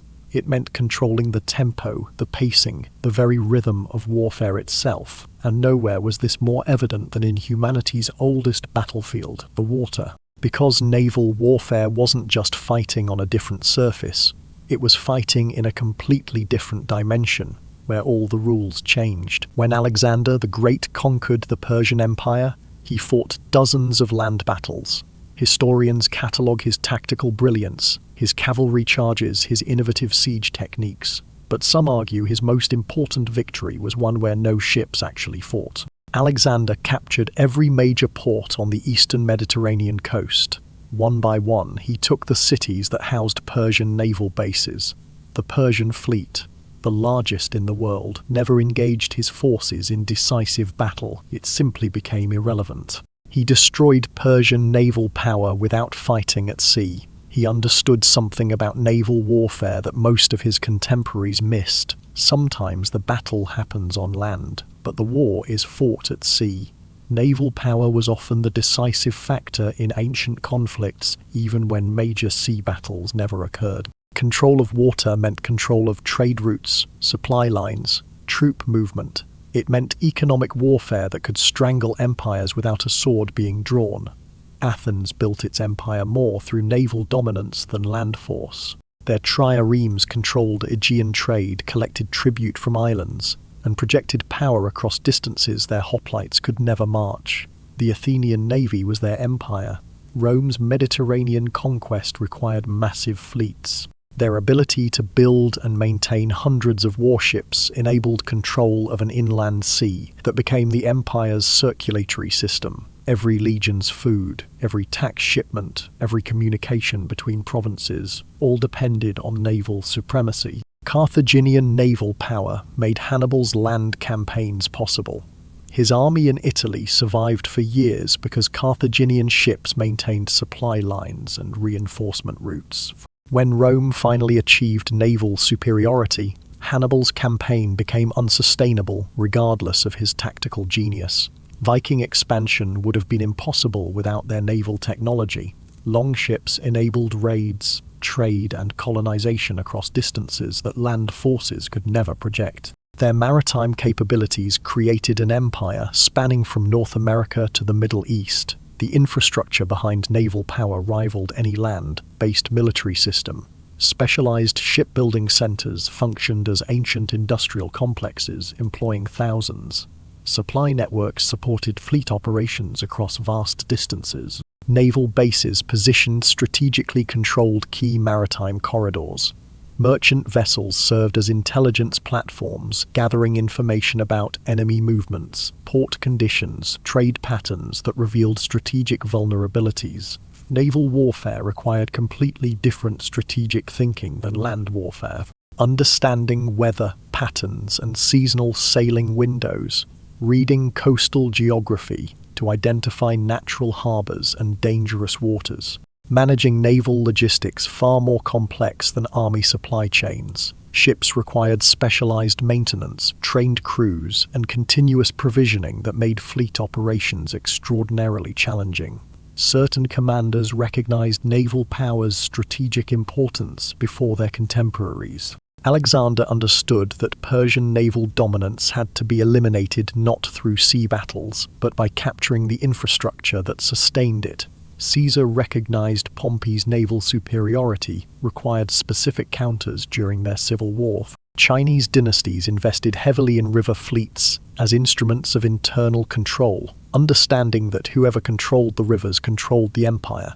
Naval warfare was a distinct strategic domain with its own rules, requiring different capabilities, creating unique advantages.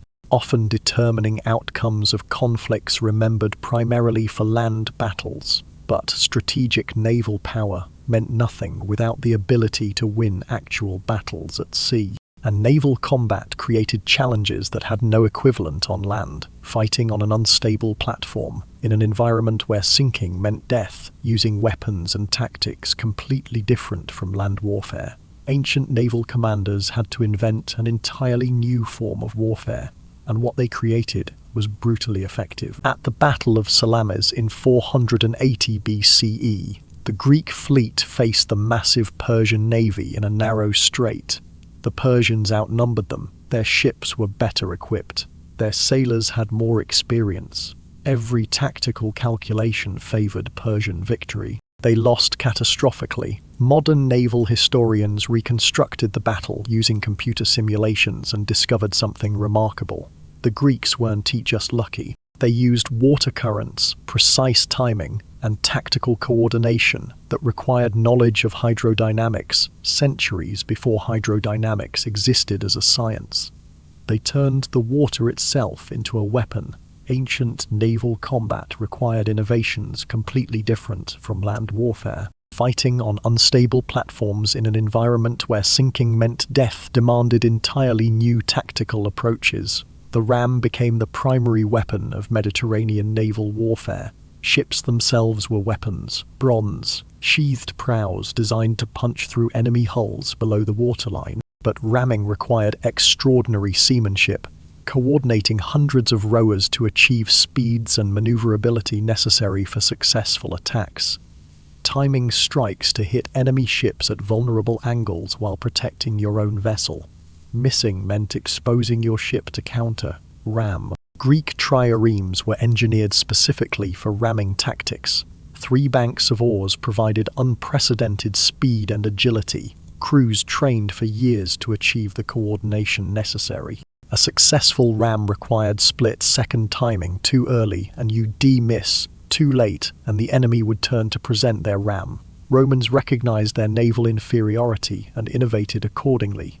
They developed the corvus, a boarding bridge with a spike that would slam down onto enemy decks, locking ships together.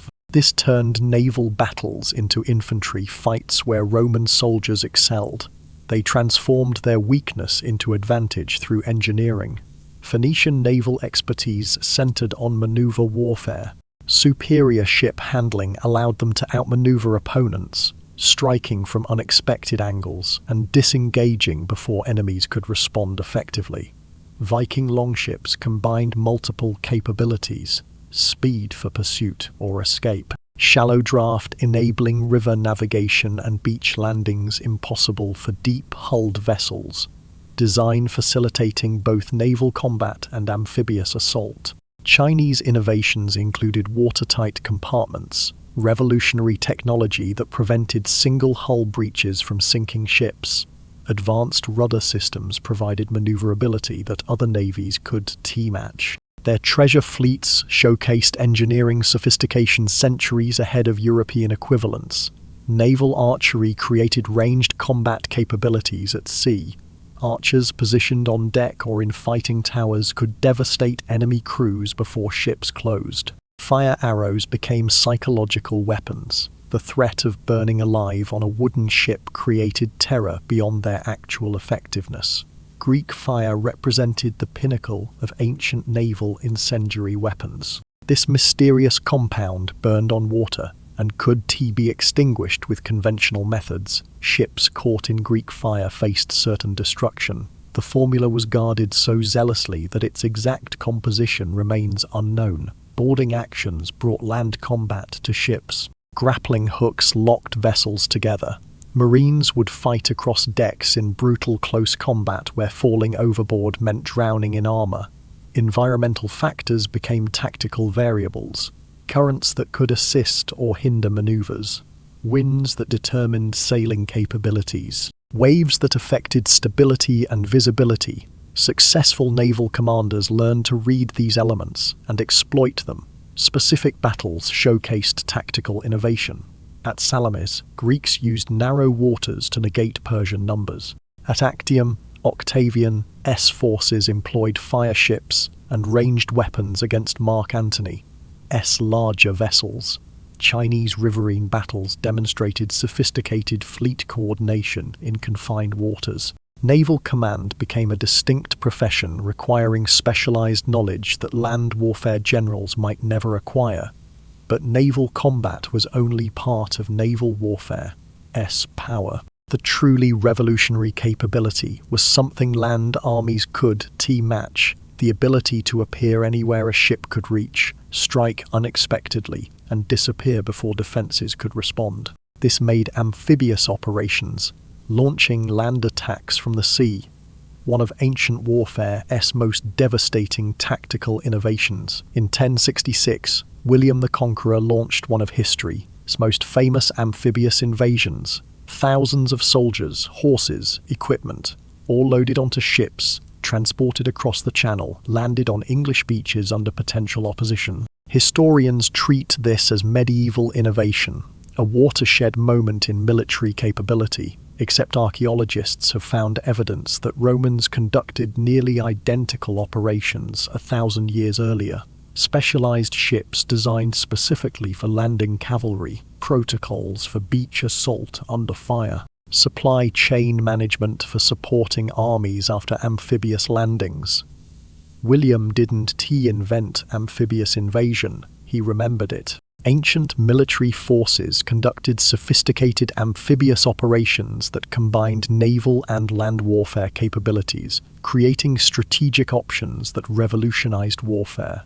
Forces could bypass defenses, strike vulnerable targets, project power across distances impossible for land armies. The coordination challenges were extraordinary, timing beach landings to achieve surprise while maintaining unit cohesion, transitioning from ship to shore under potential enemy fire, soldiers vulnerable during the moments between maritime safety and establishing ground positions, creating beachheads that could support follow-on operations, coordinating naval fire support with ground maneuvers, managing logistics of supplying land forces from ships. Viking raids showcased amphibious warfare mastery. Shallow, draft longships could penetrate rivers, striking deep inland where enemies assumed water-borne threats were impossible.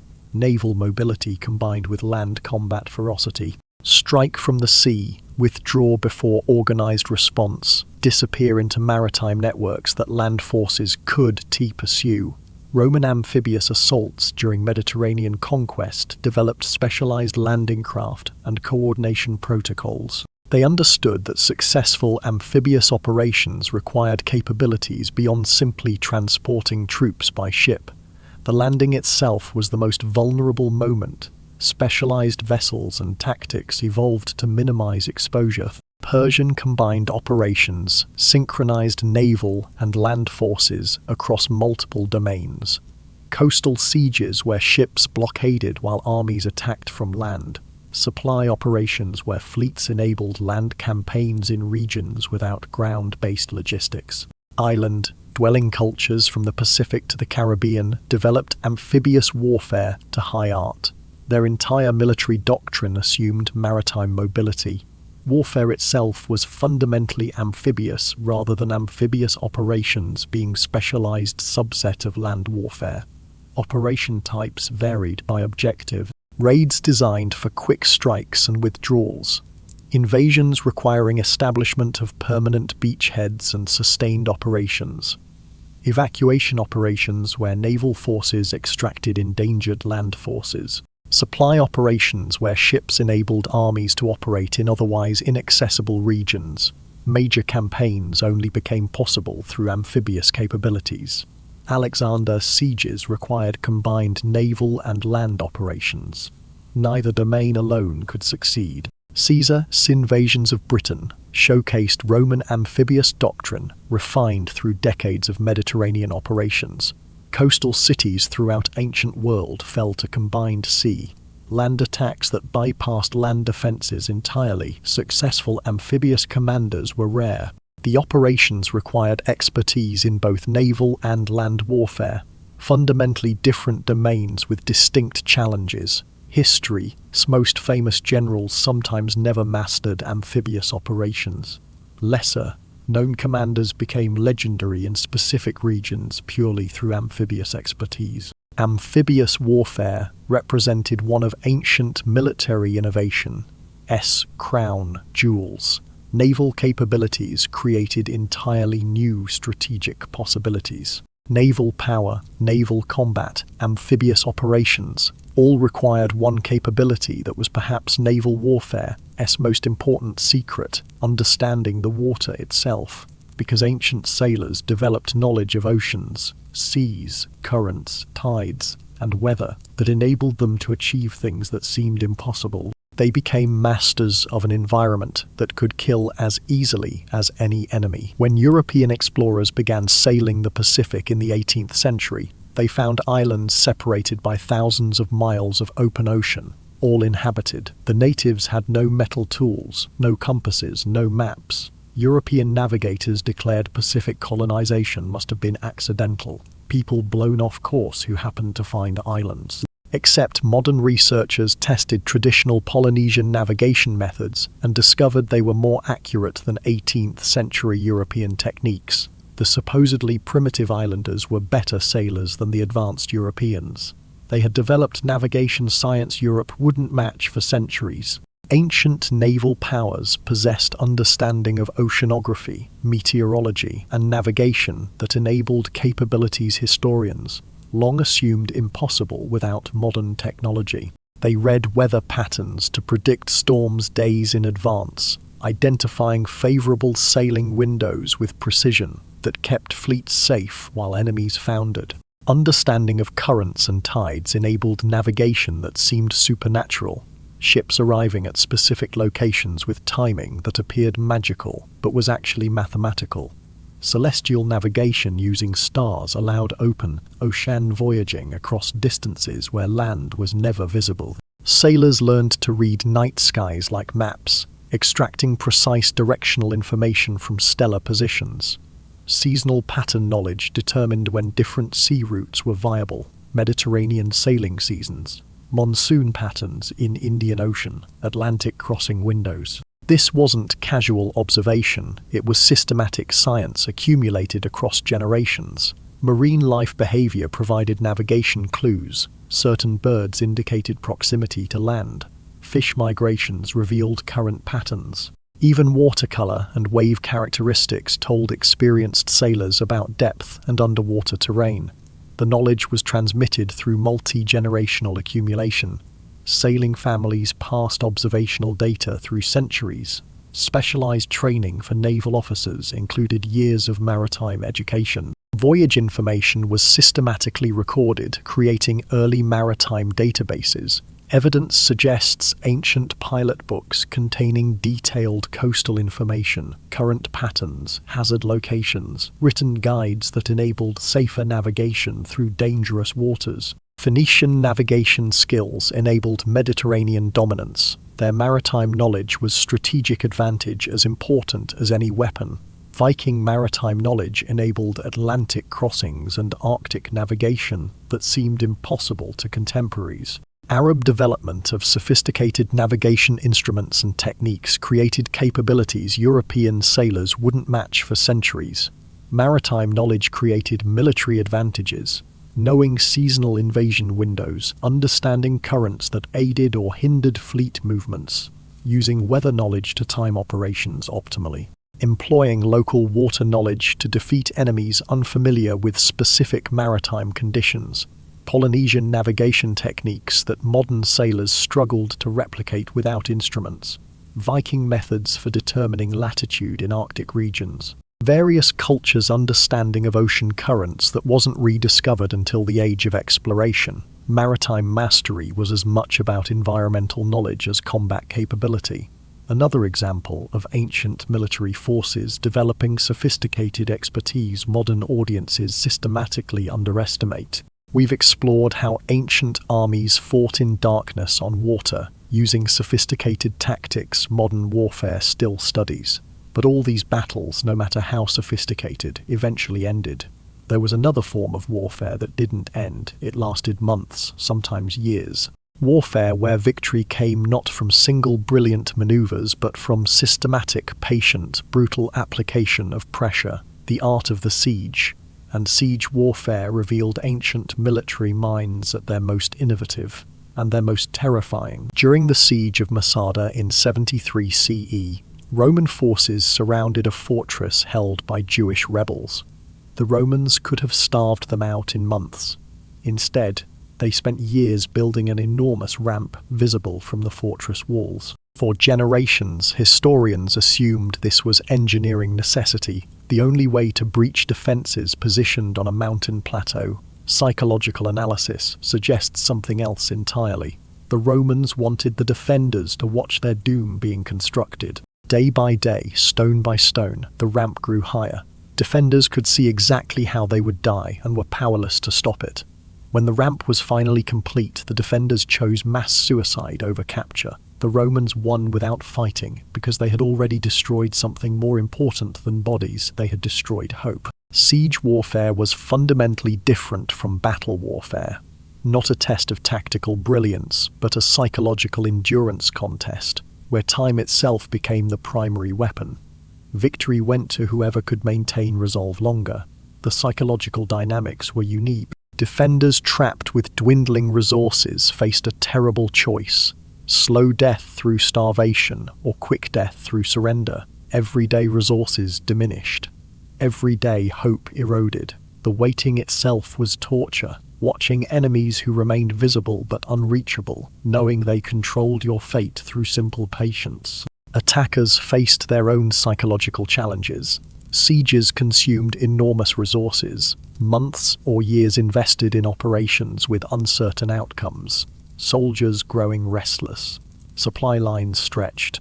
The temptation to abandon sieges and seek easier victories was constant. Sophisticated siege commanders understood they were fighting psychological campaigns as much as military operations. They employed tactics specifically designed to break defender morale rather than walls. Displays of overwhelming force created hopelessness. Massive siege engines positioned where defenders could see them. Armies visibly larger than any relief force that might arrive. The message was clear: resistance was futile. Generous surrender terms offered early planted seeds of temptation. As conditions worsened inside besieged cities, those who remembered the offered mercy would begin questioning their leaders' wisdom in refusing. Visible preparations for assault kept defenders in constant terror, building siege towers, moving artillery into position, massing troops. The psychological pressure of knowing attack was coming, but not when. Time itself was weaponized, deliberately extending sieges to maximize suffering, letting defenders watch their children starve, allowing disease to spread. The cruelty was calculated, breaking resistance without expending resources on actual assault. Certain commanders became legendary specifically for siege warfare expertise. Caesar at Alesia simultaneously besieged a city while being besieged by relief forces, winning through psychological dominance that made both enemies lose hope. Alexander's sieges combined engineering innovation with psychological warfare that made surrender seem like salvation rather than defeat. Mongol siege tactics used terror as their primary weapon. Cities that resisted faced total population destruction. This brutality served strategic purpose. Future sieges became easier because defenders had heard what happened to those who resisted. The Mongols were building psychological weapons through calculated atrocity. Siege warfare created ethical dilemmas that battlefield warfare didn't tease. Deliberate starvation of civilian populations, disease used as weapon, calculated cruelty designed to break resistance. The long-term trauma inflicted on besieged populations who survived. This was warfare at its most psychologically sophisticated. Victory required understanding human psychology under extreme stress and exploiting it ruthlessly. The best siege commanders were as much behavioral psychologists as military tacticians, but psychology alone couldn't overcome strong fortifications. Siege warfare required innovations that pushed ancient engineering to its absolute limits. Because fortifications represented the ultimate defensive technology, and breaking them required attackers to become master engineers. What they created was terrifying. When archaeologists excavated Masada's ruins, they found the Roman siege ramp still there after 2,000 years. Engineering analysis revealed something stunning. Building that ramp required moving more than 250,000 cubic meters of stone and earth. It was essentially building a mountain by hand in the desert. Modern construction companies estimated it would take 2 years with modern equipment. The Romans built it in 7 months. The siege of Masada wasn't just military operation. It was one of the ancient world's greatest engineering projects. And it was built just to kill 960 people. Ancient armies developed siege warfare technology with sophistication that pushed engineering to its absolute limits. They created mechanical systems specifically designed to overcome fortifications that represented the period's most advanced defensive architecture. Battering rams focused kinetic energy into precise points, breaking through gates and walls that could withstand distributed force. The rams weren't simple logs. They were sophisticated machines with protective housings, suspension systems to maximize impact, and metal reinforced heads designed to concentrate force. Siege towers enabled attackers to reach wall heights and overcome vertical defenses. These mobile structures sometimes rose over 100 feet tall, equipped with bridges that would drop onto walls, allowing assault troops to pour across. Building them required understanding of structural engineering, weight distribution, and materials science. Catapults and ballistae provided ranged attack capabilities against fortifications. Torsion, powered artillery that could hurl projectiles weighing hundreds of pounds over hundreds of feet. The mechanical knowledge required to build these weapons was extraordinary. Understanding of leverage, spring tension, projectile trajectories. Mining operations literally undermined walls from below. Engineers would tunnel under fortifications, supporting tunnels with wooden props. When positioned correctly, they de-burn the props, causing tunnel collapse that brought down walls above. This required expertise in geology, structural engineering, and precise calculation. Different cultures specialized in particular siege technologies. Roman engineering excellence made their legions as much construction forces as fighting forces. They could build siege works, fortifications, bridges, transforming landscapes to military advantage. Greek innovation in mechanical devices included torsion, powered artillery that revolutionized siege warfare. Chinese development of sophisticated siege weapons featured artillery systems and systematic approaches to fortification assault, refined over centuries. Middle Eastern cultures, siege warfare expertise dated to Assyrian and Babylonian times. They developed techniques and technologies that influenced all subsequent siege warfare. Specific operations showcased technological innovation. Alexander's siege of Tyre required constructing a causeway across water and building siege towers of unprecedented scale. Roman sieges employed comprehensive engineering solutions, combining multiple technologies simultaneously. Rams, towers, artillery, mining, all coordinated in integrated assault plans. Chinese sieges featured sophisticated artillery and innovative assault techniques that European forces wouldn't match for centuries. Siege warfare drove broader technological advancement. Techniques developed for military purposes were applied to civilian construction. Mechanical innovations from siege warfare advanced overall technological capabilities. Mathematical and physics knowledge, developed specifically to improve siege effectiveness, found applications beyond warfare. Siege technology created arms races between offensive and defensive capabilities. As siege weapons improved, fortification design evolved. Thicker walls, better angles to deflect projectiles, defensive positions optimized against known siege techniques. As fortifications became stronger, siege techniques became more sophisticated. Continuous technological competition drove innovation on both sides. Siege warfare was primary driver of ancient technological development. Military necessity created engineering advancement that benefited broader society. But But siege warfare's most devastating weapons weren't mechanical. They were biological, because sieges created conditions where disease, starvation, and sanitation collapse killed more effectively than any catapult. And the most ruthless siege commanders understood this perfectly. They weaponized human suffering itself. In 1348, a Mongol army besieging the trading port of Kaffa used a weapon that would change world history. They catapulted corpses over the city walls. Not just any corpses, victims of plague. The defenders fled by ship, carrying the disease to Europe. Within 5 years, the Black Death had killed 1/3 of Europe's population, possibly 50 million people. Historians debate whether the Mongols understood what they were unleashing. Evidence suggests they did. They had watched plague devastate their own territories and recognized its power. They weaponized a pandemic, and it worked beyond anything they could have imagined. Siege warfare's most devastating weapons weren't mechanical, they were biological. Sieges naturally created disease conditions, confined populations, failing sanitation systems overwhelmed by density, stress, weakened immune systems, contaminated water supplies. Ancient commanders didn't just recognize these conditions. They deliberately exacerbated them. Contaminating water supplies, serving besieged cities was standard siege warfare tactic. Poisoning wells, diverting clean water sources, ensuring whatever water reached defenders carried disease. Catapulting diseased animal carcasses or human corpses into fortifications spread illness with terrifying effectiveness.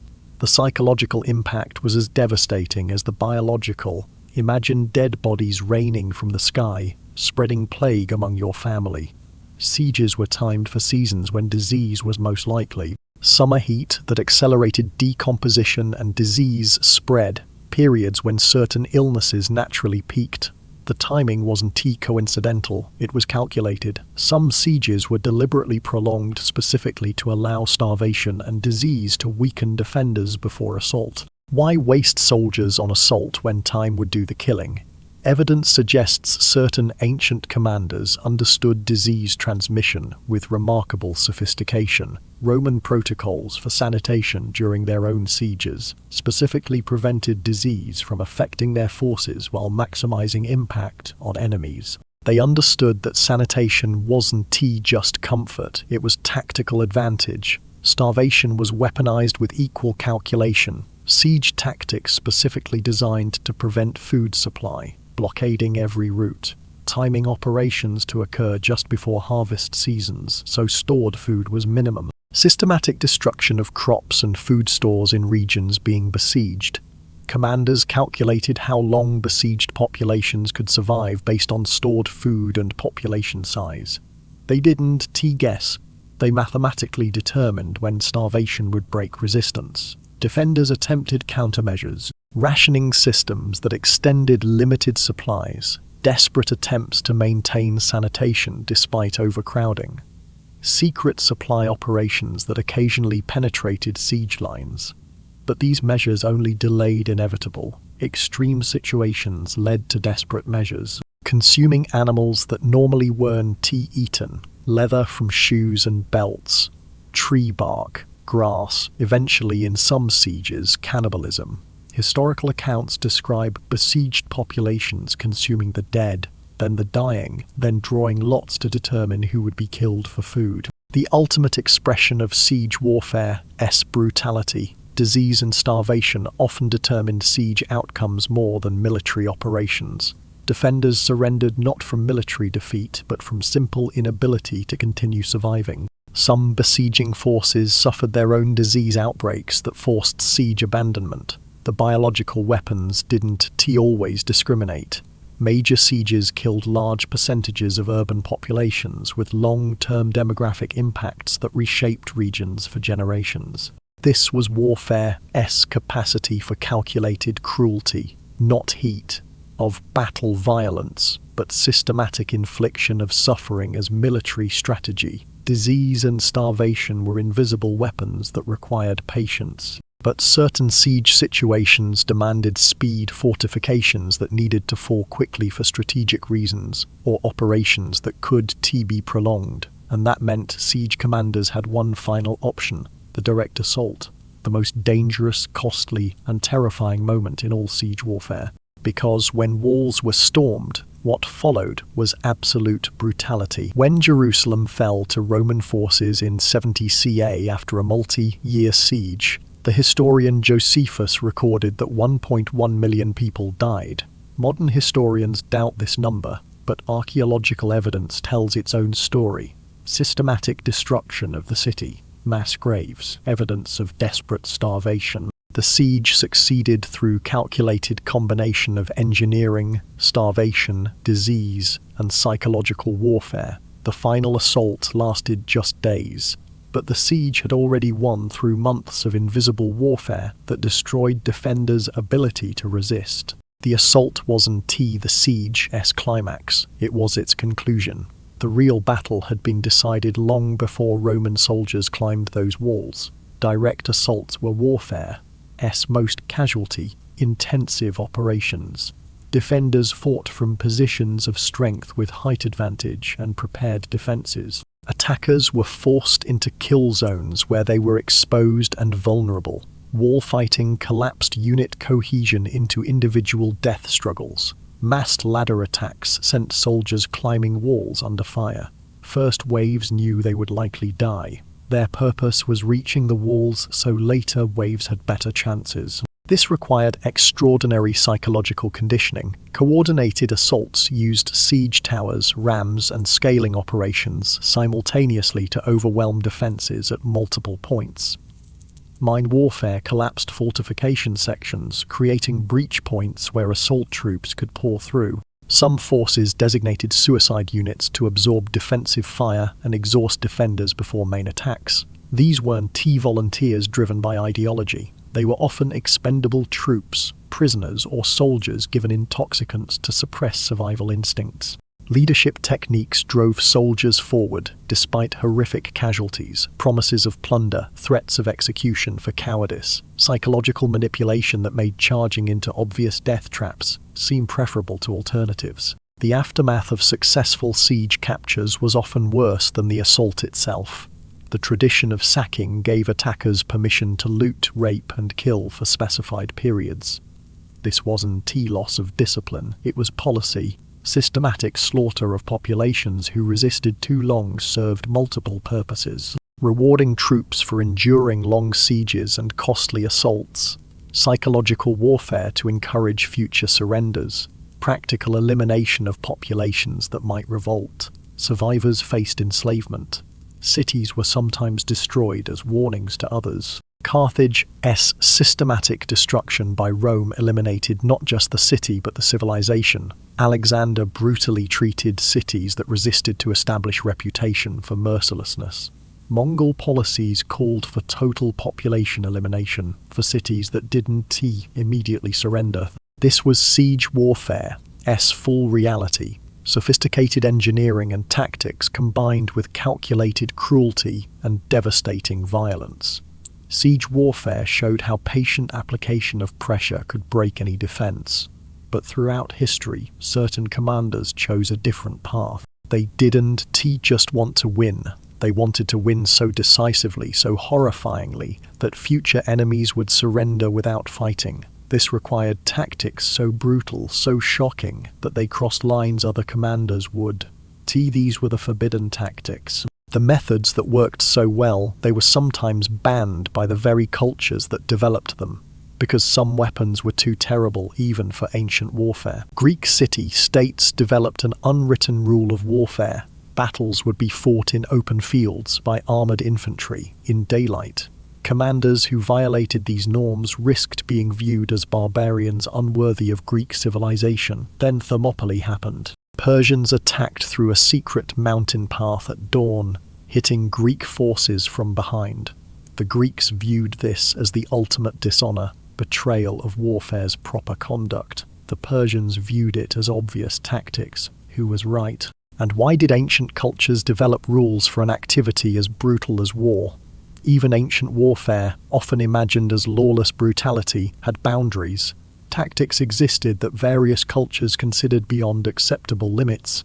These limits weren't universal, they weren't consistently enforced, but they existed. Greek hoplite traditions viewed certain tactics as dishonorable, fighting from ambush rather than facing enemies directly, using missile weapons extensively instead of close combat, attacking during truces or religious festivals. These violations marked commanders as lacking virtue. Romans distinguished between appropriate military conduct and barbarian ruthlessness. They had protocols for declaring war, treating prisoners, respecting certain sanctuaries. Violating these protocols risked being viewed as uncivilized, despite Rome's own brutal practices. Various cultures developed religious codes restricting certain weapons or methods. Some prohibited use of fire in particular contexts. Others banned specific poisons. Religious sites received protection under informal agreements. What made tactics forbidden? Methods that violated cultural or religious taboos. Weapons causing unnecessary suffering beyond combat requirements. Tactics targeting non-combatants in ways exceeding acceptable collateral damage. Violations of guest-host relationships or sacred spaces. Practices other warriors viewed as cowardly or dishonorable. A paradox existed. Massacres after battles were acceptable, but certain poisons weren't. Enslaving defeated populations was normal, but desecrating religious sites provoked universal condemnation. Burning cities was standard, but some cultures prohibited deliberate crop destruction during certain seasons. The boundaries were culturally specific. What Greeks considered forbidden might be normal Persian practice. Nomadic cultures had completely different combat ethics than settled civilizations. Naval warfare cultures developed different norms than land warfare powers. Why did boundaries exist? Practical considerations where mutual agreements protected both sides. Religious prohibitions based on cultural beliefs. Strategic calculations where commanders wanted enemies to surrender rather than fight to death knowing no quarter would be given. Even enlightened self-interest. Preventing certain practices benefited everyone long-term. If both sides poisoned water supplies, both sides suffered. If both sides massacred prisoners, both sides would fight to the death rather than surrender. The boundaries were real. They shaped how wars were fought. They created social pressure against certain methods. Understanding that boundaries existed makes what comes next more disturbing. Because certain commanders didn't just cross lines, they erased them. They employed tactics so ruthless that even their own cultures sometimes condemned them. And what is most chilling, these forbidden tactics worked. They won wars. Let's start with something that seems simple, but was actually one of warfare's most controversial practices, targeting food. When Genghis Khan's armies conquered regions that resisted, they would systematically destroy all agriculture, burning fields, killing livestock, demolishing irrigation systems, even executing farmers who possessed agricultural knowledge. Modern historians estimated some regions didn't recover their pre-Mongol population levels for 5 centuries. The Mongols weren't just conquering, they were making entire civilizations economically non-viable.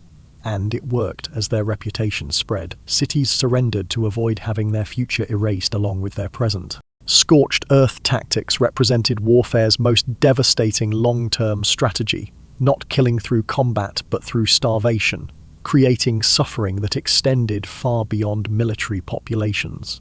The methodology was systematic. Armies destroyed crops as they advanced or retreated, burned fields before harvest, killed or stole livestock, poisoned wells and water sources, demolished mills, granaries and agricultural infrastructure, created zones where food production became impossible. Civilian populations had terrible choices: flee and become refugees, or stay and starve. Enemy forces capturing territory found nothing to sustain them. The land itself became weapon through its emptiness. These tactics were controversial because they deliberately targeted civilians and future generations. Many cultures' concepts of acceptable warfare excluded systematic agricultural destruction. The suffering was indiscriminate, killing children, elderly, sick, alongside any military-age population. They destroyed wealth conquerors might otherwise capture, created permanent wastelands that benefited nobody, could backfire spectacularly, creating devastation that harmed everyone. Yet commanders employed them repeatedly because they worked. Roman destruction of Carthaginian agriculture allegedly included salting the earth to ensure nothing would grow. Probably myth, but the systematic agricultural devastation was real. Chinese warring states period featured widespread scorched earth as standard strategy. Various cultures throughout history employed agricultural warfare, despite its controversial nature. The strategic logic was brutal but clear. Denying enemies resources made conquest economically pointless. Why invest in conquering land that couldn't support your own forces? Creating buffer zones of devastation around territories provided defense through emptiness. Enemies couldn't approach without crossing wastelands where they'd starve. Psychological warfare through demonstrating willingness to destroy rather than allow enemies benefit. The message was stark. Resistance means not just military defeat, but economic annihilation for generations. Some commanders used environmental warfare to alter landscapes for long-term strategic advantage, destroyed forests that provided enemy resources, redirected rivers to make regions uninhabitable, changed environments permanently. Agricultural warfare was often more effective than military campaigns. Populations that survived battles died in subsequent famines. Regions that resisted conquest became economic wastelands, incapable of supporting future resistance. The psychological impact of destroyed livelihoods created submission where military defeat hadn't. Certain commanders became infamous specifically for agricultural destruction. Their names became synonymous with devastation. Future threats of scorched earth tactics compelled surrenders without actual implementation. The reputation alone was weapon. Evidence suggests agricultural warfare killed more people throughout history than battlefield combat. The deaths came slowly, invisibly, but in staggering numbers. This was forbidden tactic that commanders employed despite social costs because effectiveness was undeniable. Targeting food systems violated cultural norms but won wars, but destroying food supplies only killed slowly. Certain commanders wanted more immediate effects, and they discovered that nature provided weapons more terrible than any sword, disease, poison, and biological contamination that could kill thousands without a single soldier engaging in combat. Ancient armies developed biological and chemical warfare, and the methods they employed were terrifyingly sophisticated. In 428 BCE, Spartan forces besieging Plataea tried something unprecedented. They created toxic smoke by burning sulfur, soaked wood mixed with pitch, attempting to asphyxiate defenders. It failed. Wind direction was wrong. But military historians recognize this as one of recorded history's first attempted chemical weapons attacks. The disturbing part, it wasn't the last. Ancient armies across cultures experimented with chemical and biological weapons.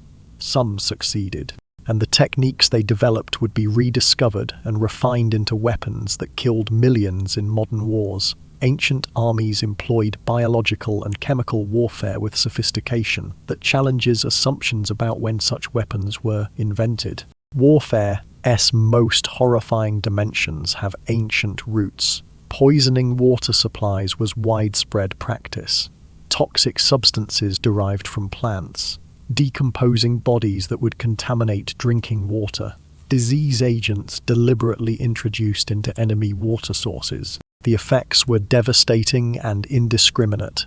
Diseased animals and human corpses became projectiles, catapulting plague victims into besieged cities. Not just psychological warfare, but deliberate disease transmission. Some commanders deliberately exposed enemies to infected populations, understanding that disease would spread. Evidence suggests attempts to cultivate and weaponize specific pathogens, collecting infected materials, preserving them for later use. Primitive but terrifyingly effective biological warfare programs. Chemical warfare took various forms. Toxic smoke created by burning specific material combinations.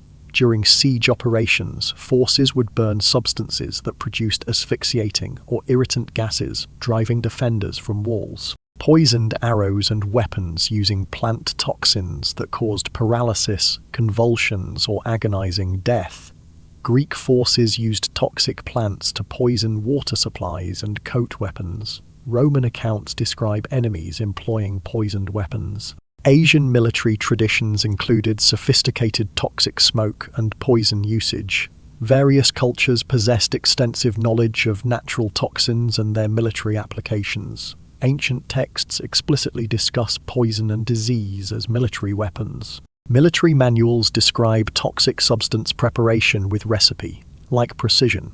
Accounts of commanders deliberately spreading disease through contaminated materials. References to chemical weapons in siege warfare contexts. These tactics were particularly controversial. They violated concepts of honorable combat across many cultures. Poison was viewed as cowardly, killing without facing enemies directly. The weapons could be controlled once deployed, potentially affecting friendly forces. They created suffering that exceeded conventional weapons. Yet commanders who employed these weapons often achieved military success despite social condemnation. Effectiveness trumped ethics. Sieges where disease killed more effectively than military action. Battles where poisoned water supplies created mass illness that defeated armies without combat. Operations where toxic smoke forced defenders from positions they could be dislodged from by conventional assault. These practices created arms race dynamics. As biological and chemical weapons proliferated, defensive measures developed. Protection against toxic smoke. Methods for detecting poisoned water, testing food and drink for contamination. As protections improved, weapons became more sophisticated. Escalation spirals that made warfare increasingly horrific. The dark reality, ancient biological and chemical warfare, established precedents and techniques that would re-emerge throughout history with increasingly terrible effectiveness. Biological and chemical weapons were forbidden by many cultures, but employed by ruthless commanders willing to cross any line for victory. But there was one final category of forbidden tactics, practices so brutal that they violated even the loose ethics of ancient warfare. Tactics that didn't just kill soldiers or even civilians, but deliberately created terror through systematic atrocity. Because some commanders understood that reputation itself could be a weapon. The Mongol Empire conquered the largest land empire in human history, with armies often outnumbered by their enemies. Their secret weapon wasn't superior tactics or weapons, it was reputation. A reputation so terrifying that most cities surrendered immediately. The Mongols cultivated this reputation deliberately. When cities resisted, they ensured the destruction was so complete, so horrific, that news would spread. Entire populations eliminated. Buildings demolished, agricultural systems destroyed. Survivors sent to neighboring cities with stories of what happened to those who resisted. Military analysts estimate the Mongols' terror tactics reduced their actual combat requirements by up to 90%. They won more battles through reputation than through fighting. The question that haunts historians: at what cost? Certain commanders and cultures employed terror deliberately, not as unfortunate consequence of war, but as calculated military strategy designed to create fear that would compel future surrenders without fighting. Systematic massacre of entire populations, public torture and execution of resistors designed to be witnessed or heard about by others, deliberate cruelty toward captured enemies, display of atrocities as warnings, even ritualistic violence designed to create supernatural fear. The strategic logic was brutal but effective, creating reputations so terrifying that future targets surrendered to avoid similar fate. Breaking not just current enemies but future opponents' will to resist, using fear to achieve strategic objectives that military force alone couldn't accomplish, making conquest economically efficient by reducing need for actual military operations. The Assyrian Empire systematically used terror, including mass impalement displays positioned along roads where travelers would see them, forced deportations of entire populations, creating refugee crises that destabilized regions. Their military art depicted these atrocities proudly. They were policy, not shame. Various campaigns featured atrocity as doctrine rather than excess. Commanders who cultivated reputations for absolute ruthlessness as deliberate strategy. Their cruelty wasn't loss of control, it was professional calculation. These tactics created psychological weapons transcending individual campaigns. Stories of atrocities spread through word of mouth, creating terror before armies arrived. Populations surrendered immediately upon hearing certain commanders' names. Entire regions submitted to avoid fates that befell resistors. The ethical dimensions are deeply troubling.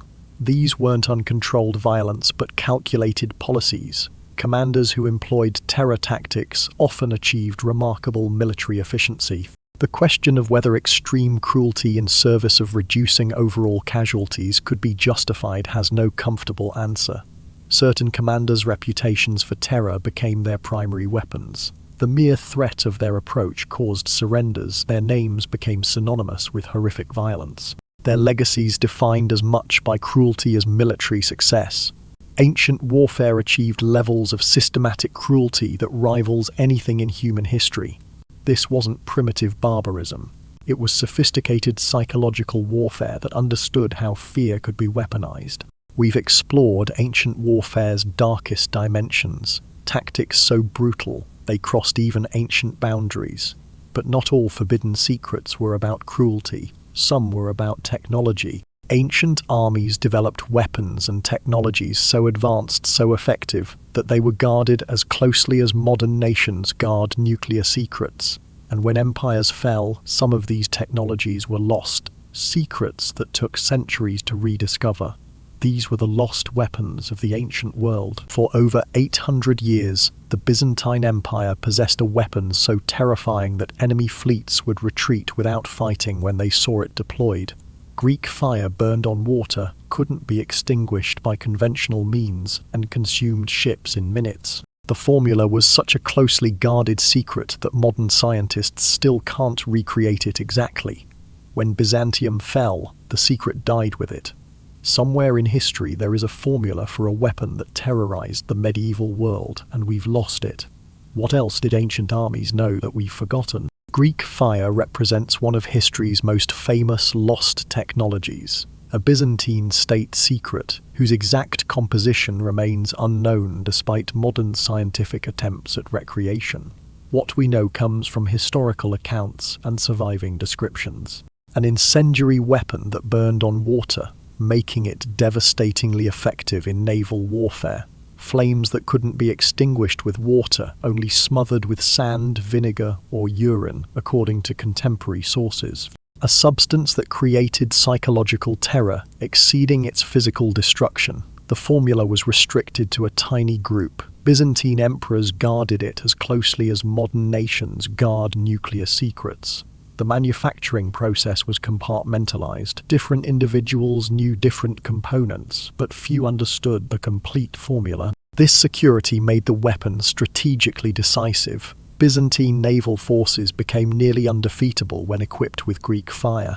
Arab fleets attempting to capture Constantinople were repeatedly destroyed by this mysterious weapon. Historical accounts describe Greek fire in action with terrifying detail. Ships consumed by flames that spread across water's surface. Enemy fleets breaking formation in panic when Greek fire ships approached. The weapon's use in both naval combat and siege warfare. Sprayed from ships or deployed from walls using specialized devices. Delivery systems included specialized ships with bronze tubes that projected flames. Handheld devices resembling primitive flamethrowers. Even grenades filled with the substance. Modern attempts to recreate Greek fire have produced approximations, but no definitive match. Chemical analysis of Byzantine texts suggests components might have included petroleum products, sulfur, quicklime, and possibly saltpeter. Experimental archaeology has tested various formulations. Some produce flames that burn on water. None perfectly match historical descriptions. The complexity suggests sophisticated understanding of chemistry and engineering. This wasn't accidental discovery, it was deliberate technological development. Why was the formula lost? Byzantine collapse disrupted technological transmission. The formula's restriction prevented widespread knowledge. When the few individuals who knew it died without successors, the secret vanished, possibly intentional destruction of knowledge to prevent enemy acquisition. Gradual obsolescence as gunpowder technologies emerged made Greek fire less strategically relevant. Greek fire represents a broader phenomenon, ancient military technologies that were genuinely advanced, sometimes representing knowledge not rediscovered for centuries. If Greek fire existed at this sophistication level, what other ancient weapons remain unknown or misunderstood? How much technological knowledge was lost during various collapses and transitions? Do modern assumptions about ancient capabilities systematically underestimate their actual achievements? Ancient armies sometimes possessed technologies that seem anachronistic, capabilities that challenge our timeline narratives about technological progress. Greek fire is famous precisely because it was lost. But what about technologies that weren't lost, just forgotten? Because archaeological evidence reveals that ancient armies possessed engineering capabilities that seem impossible given their supposed technological level. The siege engines and fortifications they built pushed ancient engineering to its absolute limits, and sometimes beyond. When Syracuse was besieged by Rome in 213 BCE, the defense was led by Archimedes, history's greatest mathematician. He designed weapons that modern engineers call impossible. Cranes that lifted attacking ships from the water and dropped them. Mirrors that concentrated sunlight to set ships on fire. Automated defenses that targeted specific enemy vessels. Roman forces became so terrified they would retreat if a rope appeared on the walls, assuming it was another of Archimedes' weapons. Modern attempts to recreate some of his devices have failed. We know he built them, we just don't know how. Ancient armies accomplished extraordinary engineering achievements in service of warfare. Military necessity drove technological innovations that rivaled or exceeded civilian engineering of their time, creating capabilities modern engineers study with professional respect. Siege technology showcased extreme engineering sophistication. Massive catapults and ballistae launched projectiles weighing hundreds of pounds with remarkable accuracy. The mechanical knowledge required, understanding of torsion, leverage, force transmission, was sophisticated applied physics. Siege towers were essentially mobile skyscrapers. Some rose over 100 feet tall, carried hundreds of soldiers, featured multiple levels, and somehow remained stable while being moved across rough terrain. The engineering challenges were immense: weight distribution, structural integrity, mobility despite massive size. Demetrius Poliorcetes' legendary siege tower Helepolis stood 150 feet tall, was armored with iron plates, moved on wheels, and carried entire assault units. It represented the ancient world's most ambitious mobile structure. Building it required engineering knowledge that medieval Europe would match. Roman siege works at Masada involved constructing a massive ramp up a mountain in desert conditions, moving 250,000 cubic meters of stone and earth by hand, completing it in 7 months. Modern construction companies estimate this would take 2 years with modern equipment. Chinese siege technologies included sophisticated artillery and multi-story siege platforms. Their engineering achievements in military contexts were extraordinary. Ancient navies' largest warships carried thousands of sailors and soldiers. The structural engineering required to build ships of this size from wood, keeping them stable and seaworthy, was remarkable. The technical knowledge these achievements required was substantial: understanding of mechanics, force transmission, structural integrity, precise calculation of load, bearing capacities and stress distributions, sophisticated materials, science determining which woods, metals, and construction techniques would withstand combat stresses. Evidence suggests early forms of standardization, where interchangeable parts enabled rapid siege equipment construction. This wasn't primitive improvisation, it was systematic engineering. Ancient military engineers were specialists trained for years in technical disciplines. Roman military engineering training covered construction, siege warfare, bridge building, field fortification. Greek traditions of mechanical innovation were applied specifically to warfare. Engineering knowledge was preserved in military contexts, even when civilian applications were limited. Military engineering drove broader technological advancement. Techniques developed for warfare were applied to civilian infrastructure. Mechanical knowledge from siege weapons informed other technologies. Construction capabilities demonstrated in military contexts enabled ambitious civilian projects. Certain ancient military engineering achievements remained unsurpassed for centuries. Roman engineering capabilities that medieval Europe could match. Specific technologies requiring rediscovery or reinvention after being lost. Ancient military engineering was sophisticated technical discipline, producing achievements modern professionals respect. Ancient armies didn't just fight effectively, they built impressively. Engineering marvels like these required not just technical knowledge but material science, understanding what bronze, iron, wood, and other materials could do, and that meant ancient metallurgy, the secret techniques for creating weapons and armor that were sometimes lost for centuries, because certain ancient metalworkers produced materials whose quality was matched until the Industrial Revolution. When British researchers analysed an ancient Indian sword blade in 2006, they discovered something impossible: carbon nanotubes, structures modern materials science only learned to create in the 1990s, woven throughout the steel. The sword was made in the 17th century, possibly using techniques dating back much further. The metalworkers who created it had no modern technology, no microscopes, no understanding of molecular structures. Yet they created nanotechnology. How? We still don't know. Ancient metallurgists sometimes achieved results that modern materials science struggles to explain. They created alloys and manufacturing techniques that produced weapons and armor of remarkable quality, some whose composition or production method remains mysterious. Damascus steel represents the most famous example.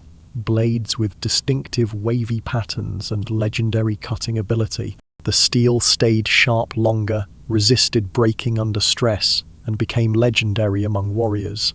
The manufacturing technique was lost around the 18th century and hasn't been fully recreated despite modern attempts. Modern analysis reveals why Damascus steel was exceptional. Microscopic carbon nanotube structures creating superior material properties. The ancient smiths who created this didn't understand the molecular chemistry, but they knew the techniques that produced it. Roman concrete outperforms modern concrete in certain marine applications. Their formula, only now being understood, used volcanic ash and seawater in ways that created chemical reactions, making the concrete stronger over time rather than weaker. Modern concrete degrades. Roman concrete improves. Various bronze alloys show properties modern metallurgists respect: hardness combined with flexibility, durability under stress. These seem incompatible but were achieved through lost techniques. Evidence exists of steel production in cultures predating conventional timelines for steelmaking technology. Crucible steel production requiring temperature control. That seems impossible without advanced technology. The Iron Pillar of Delhi stands as enduring mystery. 1600 years old, showing virtually no corrosion despite exposure to elements. The iron's composition and manufacturing method remain debated. Advanced metallurgy required substantial knowledge, understanding of alloy composition and how different metals interact. Precise temperature control during smelting and forging, often requiring temperatures exceeding 1500 degrees Celsius. Knowledge of heat treatment, quenching and tempering. Awareness of carbon content, effects on steel properties. These weren't accidental discoveries. They were systematic development of technical knowledge refined across generations. Certain metalworking traditions were closely guarded secrets. Techniques passed through family lineages, deliberate secrecy maintaining competitive advantages. Knowledge lost when master craftsmen died without successors. Cultural collapse disrupting technological transmission. Modern attempts to understand ancient metallurgy employ various approaches, archaeological analysis of ancient weapons and armor, experimental archaeology testing possible production methods, materials science revealing microstructures suggesting sophisticated manufacturing, the realization some ancient metalworkers knew things about their craft that modern metallurgists had to rediscover. If ancient metallurgists could produce Damascus steel with carbon nanotubes and other advanced materials, what else were they capable of? How many other ancient technological capabilities remain misunderstood or unknown? Do modern assumptions about ancient technology systematically underestimate actual capabilities? Greek fire, siege engineering marvels, mysterious metallurgy. These represent ancient military technologies we know existed because historical records and archaeological evidence confirm them, but they raise an unsettling question. What else existed that we don't know about? What weapons and technologies left no records, no physical evidence, nothing but legends that historians dismissed as impossible? Because sometimes the legends turn out to be true. In 2001, divers discovered a 2000-year-old artifact called the Antikythera mechanism, an ancient Greek device with sophisticated gear systems functioning as an astronomical calculator predicting celestial events. Before its discovery, historians would have said ancient Greeks could build such complex mechanisms. They would have been wrong.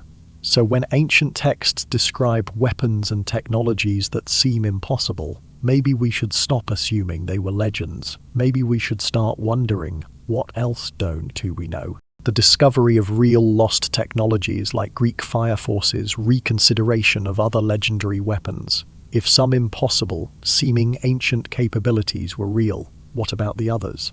Archimedes' heat ray supposedly set ships on fire using mirrors to concentrate sunlight. For centuries, historians dismissed this as legend. Then experimental archaeology showed it might have been possible under specific conditions: calm water, proper mirror arrangement, ships coated in flammable pitch, adequate sun angles. Technically feasible, though whether Archimedes actually built it remains uncertain. Various accounts describe automated defenses and mechanical weapons. The Antikythera mechanism proves ancient Greeks could build sophisticated mechanical systems. Does that make accounts of automated temple defenses and mechanical traps more credible? Legendary incendiary weapons from different cultures. Some we know existed. Greek fire confirmed. Others remain mysterious. Did similar weapons exist in other cultures but leave no surviving evidence? The challenge is distinguishing legend from lost reality. How do we evaluate accounts of technologies that seem impossible? Cultural transmission exaggerates. Stories grow in retelling, but sometimes the core is true.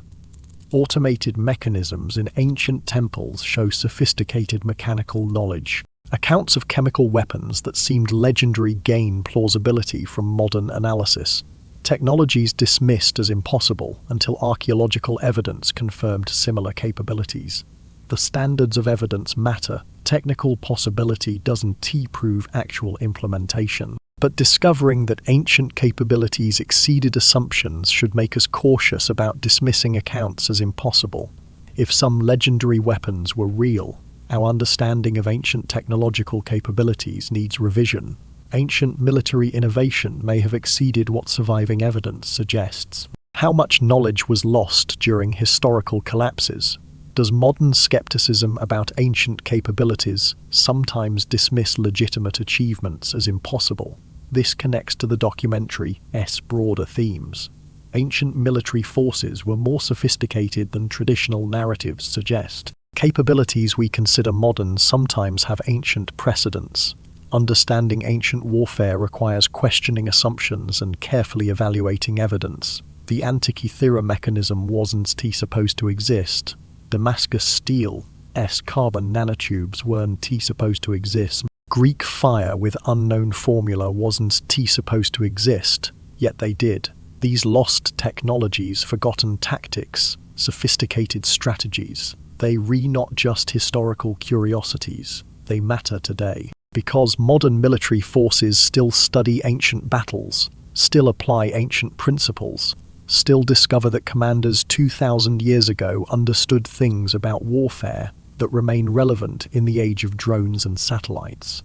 The final question isn't what ancient armies knew, it is what their secrets can still teach us. In 1991, during the Gulf War, US military commanders employed a strategy called the left hook, a massive flanking maneuver through supposedly impassable desert terrain that completely surprised Iraqi forces. Military historians immediately recognized it. Hannibal's strategy at Cannae, executed with tanks instead of cavalry.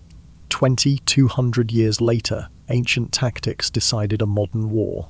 The weapons changed, the principles didn't. Modern military doctrine, strategy, and tactical thinking draw directly from ancient warfare principles.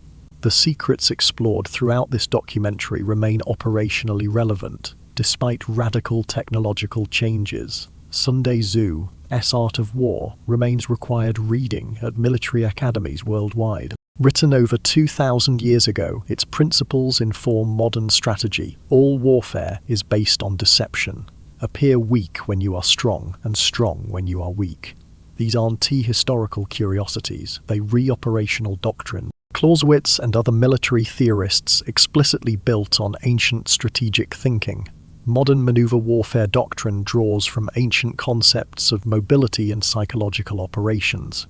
Special forces training includes study of ancient tactical innovations. Why does ancient warfare remain relevant? Fundamental constants of human psychology haven't changed. Basic principles of strategy, deception, surprise, economy of force transcend specific technologies. Understanding how ancient forces achieved sophisticated results with limited technology provides insights for modern asymmetric warfare. Historical case studies offer laboratories for testing military theories without actual combat.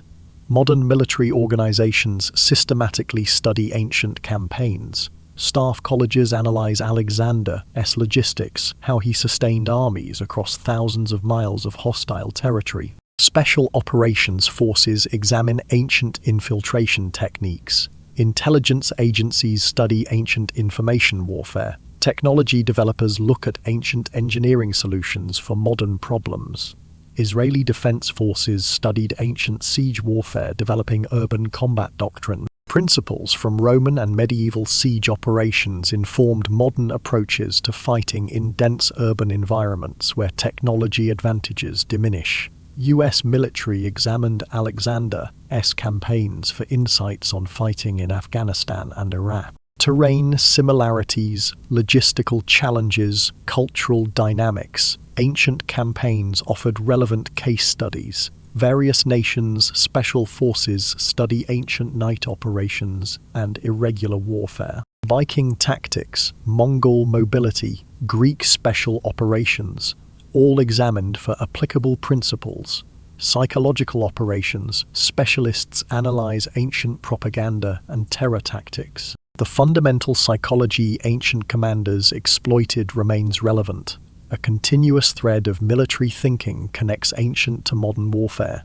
Key concepts like decisive engagement, center of gravity, lines of communication, all traceable to ancient military thought. The recognition that warfare's fundamental nature remains unchanged even as its character evolves.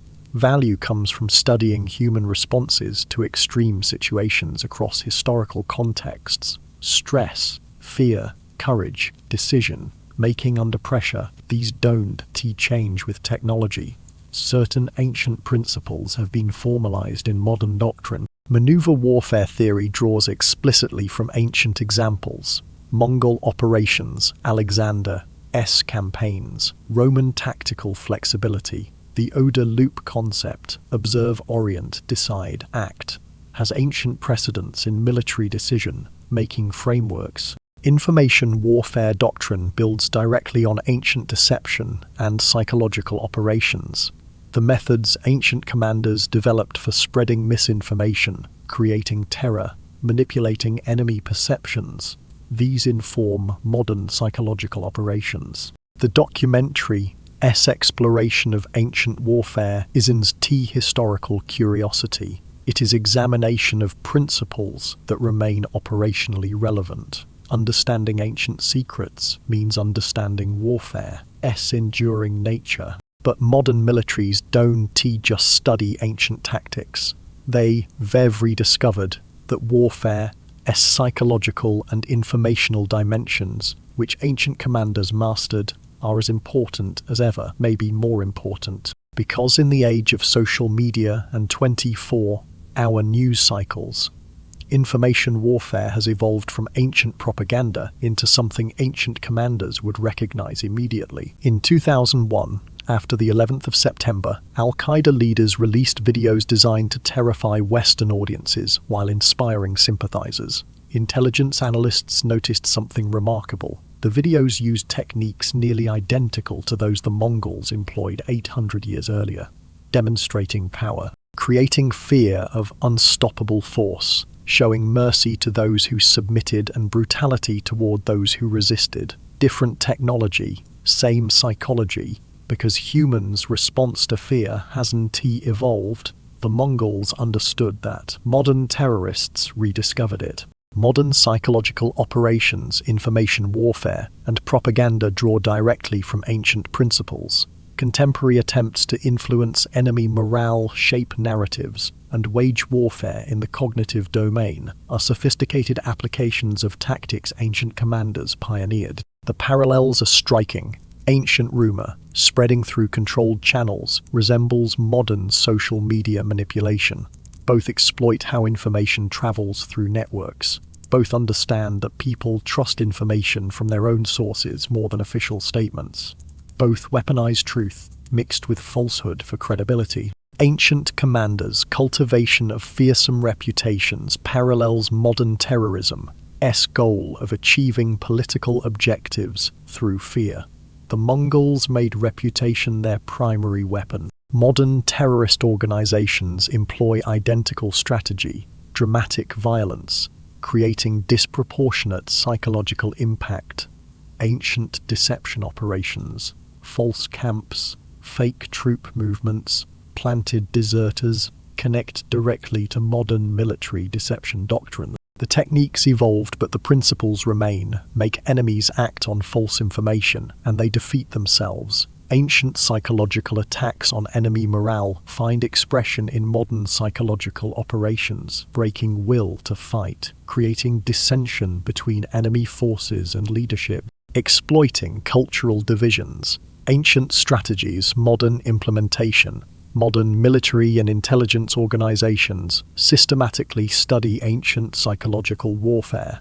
Analysis of ancient propaganda techniques for modern application. Examination of how ancient commanders broke enemy will without major combat. Study of ancient terror tactics, psychological mechanisms. Research into how ancient societies responded to information warfare provides insights for modern contexts. Understanding historical resilience and vulnerability to psychological operations. Specific modern applications abound. Governments use techniques similar to ancient empires for shaping public opinion, creating narratives, managing information, building legitimacy, while undermining opponents. Terrorist organizations employ ancient terror tactics adapted to modern media. Understanding that spectacular violence amplified through media creates psychological effects exceeding physical destruction. Military psychological operations use principles ancient commanders understood. Targeted messaging, cultural exploitation, creating doubt and fear in enemy populations. Information warfare in conflicts from the Cold War to modern terrorism employs ancient deception strategies. False narratives, controlled leaks, manipulation of perception. Technology amplifies rather than changes fundamental approaches. Social media enables information warfare at unprecedented scale, but uses ancient psychological principles. Messages spread faster, reach further, but the psychology being exploited remains constant. Modern propaganda uses sophisticated production, but ancient persuasion techniques appeal to emotion over reason. Creation of in, groupie out, group dynamics, repetition of simple messages. These techniques are ancient. Psychological operations employ new tools for ancient objectives, breaking enemy will, shaping perception, achieving strategic goals through psychological means rather than physical destruction. Why does ancient psychological warfare remain relevant? Human psychology hasn't fundamentally changed. The goal of breaking enemy will before or instead of combat remains valid. Understanding historical examples provides frameworks for modern operations. Ancient successes and failures offer lessons for contemporary practitioners. Certain ancient insights inform modern doctrine, understanding of fear, loyalty, and morale under stress. Recognition that perception shapes reality in conflict. Appreciation that psychological operations require long-term planning. Awareness that psychological effects can exceed physical destruction. Information warfare and psychological operations, often treated as modern innovations, actually represent sophisticated applications of principles ancient military minds developed. Psychological warfare shows how ancient principles scale to modern contexts. But there is another dimension where ancient warfare offers lessons modern forces are still learning: asymmetric conflict. Because when ancient armies faced larger, better equipped enemies, they developed strategies that modern insurgents, terrorists, and irregular forces have rediscovered: the tactics of the weak against the strong. When US forces entered Afghanistan in 2001, they faced an enemy using tactics that seemed bizarre to modern military thinking: avoiding direct engagement, using terrain and local support, striking unexpectedly and disappearing, winning by not losing. Military analysts scrambled to develop new doctrine for this asymmetric threat, except there was nothing new about it. Alexander the Great faced identical tactics in Afghanistan 300 years earlier. He struggled too. The terrain hadn't changed. The tactics hadn't changed. History was repeating itself. Ancient examples of smaller forces defeating larger opponents through unconventional tactics provide frameworks for understanding modern asymmetric warfare, insurgency, and irregular conflict. Contemporary asymmetric threats employ strategies ancient commanders pioneered. Ancient asymmetric warfare principles remain operationally valid. Avoid enemy strengths and target weaknesses. Use terrain, local knowledge, and mobility to counter numerical superiority. Employ hit and run tactics rather than decisive engagement. Leverage political and psychological dimensions when military inferiority exists. Turn opponent's strengths into vulnerabilities through tactical innovation. Modern irregular warfare draws from ancient examples. Guerrilla tactics have ancient precedents in various cultures: resistance to empires. Insurgency strategies resemble ancient resistance movements. Terrorism's use of spectacular violence for political impact reflects ancient understanding of psychological warfare. Modern special operations draw from ancient elite unit tactics. Small, highly trained forces achieving disproportionate effects. Infiltration, sabotage, psychological operations, all with ancient precedents. Military organizations systematically study ancient asymmetric examples. Analysis of Fabian's strategy against Hannibal for insights on confronting superior forces. Examination of various ancient guerrilla campaigns for modern application. Study of how ancient empires dealt with irregular threats for counterinsurgency doctrine. Mao's guerrilla warfare theory drew explicitly from ancient Chinese military thought. Various liberation movements studied ancient examples of small forces defeating empires. Modern counterterrorism analysis examines ancient responses to irregular threats. Why does ancient asymmetric warfare remain relevant? Conflicts between unequal forces follow patterns transcending specific technologies. Psychological and political dimensions that ancient commanders understood remain crucial in modern asymmetric conflicts. Mistakes ancient empires made fighting irregular opponents parallel modern counterinsurgency. Failures. Successful ancient asymmetric strategies provide frameworks modern irregular forces still employ. Modern conflicts essentially replay ancient dynamics. Afghanistan conflicts resemble ancient empires. Difficulties controlling mountainous territories. Iraq insurgency employs tactics similar to ancient irregular warfare. Various resistance movements use strategies ancient commanders would recognize. Modern terrorism represents evolution of ancient tactics adapted to contemporary context. The fundamentals remain, achieving political objectives through violence and fear when conventional military superiority is impossible. Alexander faced mountain warriors who avoided direct engagement, used terrain advantage, struck supply lines, and leveraged local support. Modern insurgents employ identical strategy. Roman legions struggled against Germanic tribes, using hit and run tactics in forests. Modern militaries struggle against irregular forces using similar approaches in urban environments. Ancient empires attempting to suppress resistance movements discovered that military superiority doesn't guarantee victory. Modern military powers rediscover this repeatedly. The pattern is consistent across history. Larger, better equipped forces struggle against smaller, local forces using asymmetric tactics. Technology changes. The fundamental dynamics don't successful ancient asymmetric strategies provide frameworks modern irregular forces employ. Hezbollah's organization resembles ancient resistance cell structures. Taliban tactics echo ancient mountain warfare. ISIS's use of psychological operations and media reflects ancient understanding of terror's power. Asymmetric warfare, often treated as modern challenge requiring new doctrine, actually represents conflict dynamics existing throughout history. Ancient examples provide both cautionary tales and strategic insights for contemporary forces facing irregular threats, from psychological warfare to asymmetric conflict.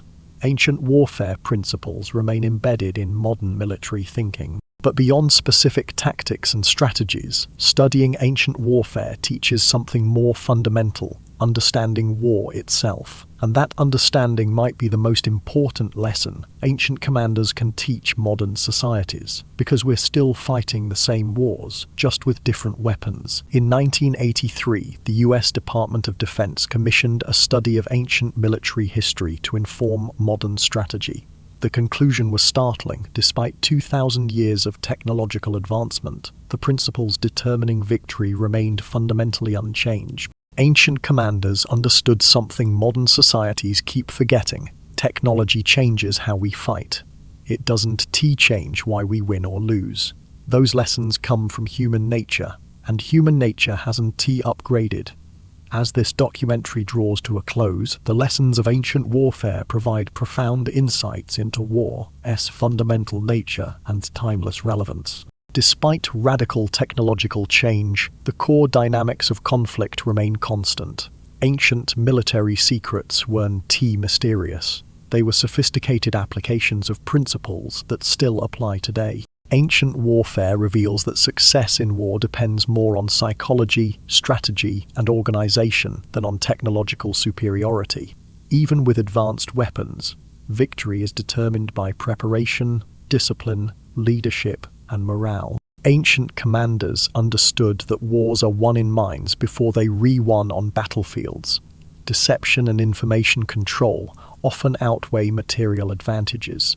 Ancient armies mastered psychological warfare, manipulating enemies' perceptions and exploiting their fears. They knew that understanding an opponent's psychology, culture, and limitations could be more decisive than superior numbers or weapons. Flexibility and adaptation consistently beat rigid doctrine. Ancient commanders thrived by responding to changing conditions, turning disadvantages into opportunities. Preparation and training often trumped raw size or power, but ancient warfare wasn't just about brilliance. It also exposed humanity's capacity for terrible cruelty. The systematic violence of siege warfare, the calculated use of starvation, the deliberate weaponization of terror, these remind us that the brutality of war isn't a modern invention.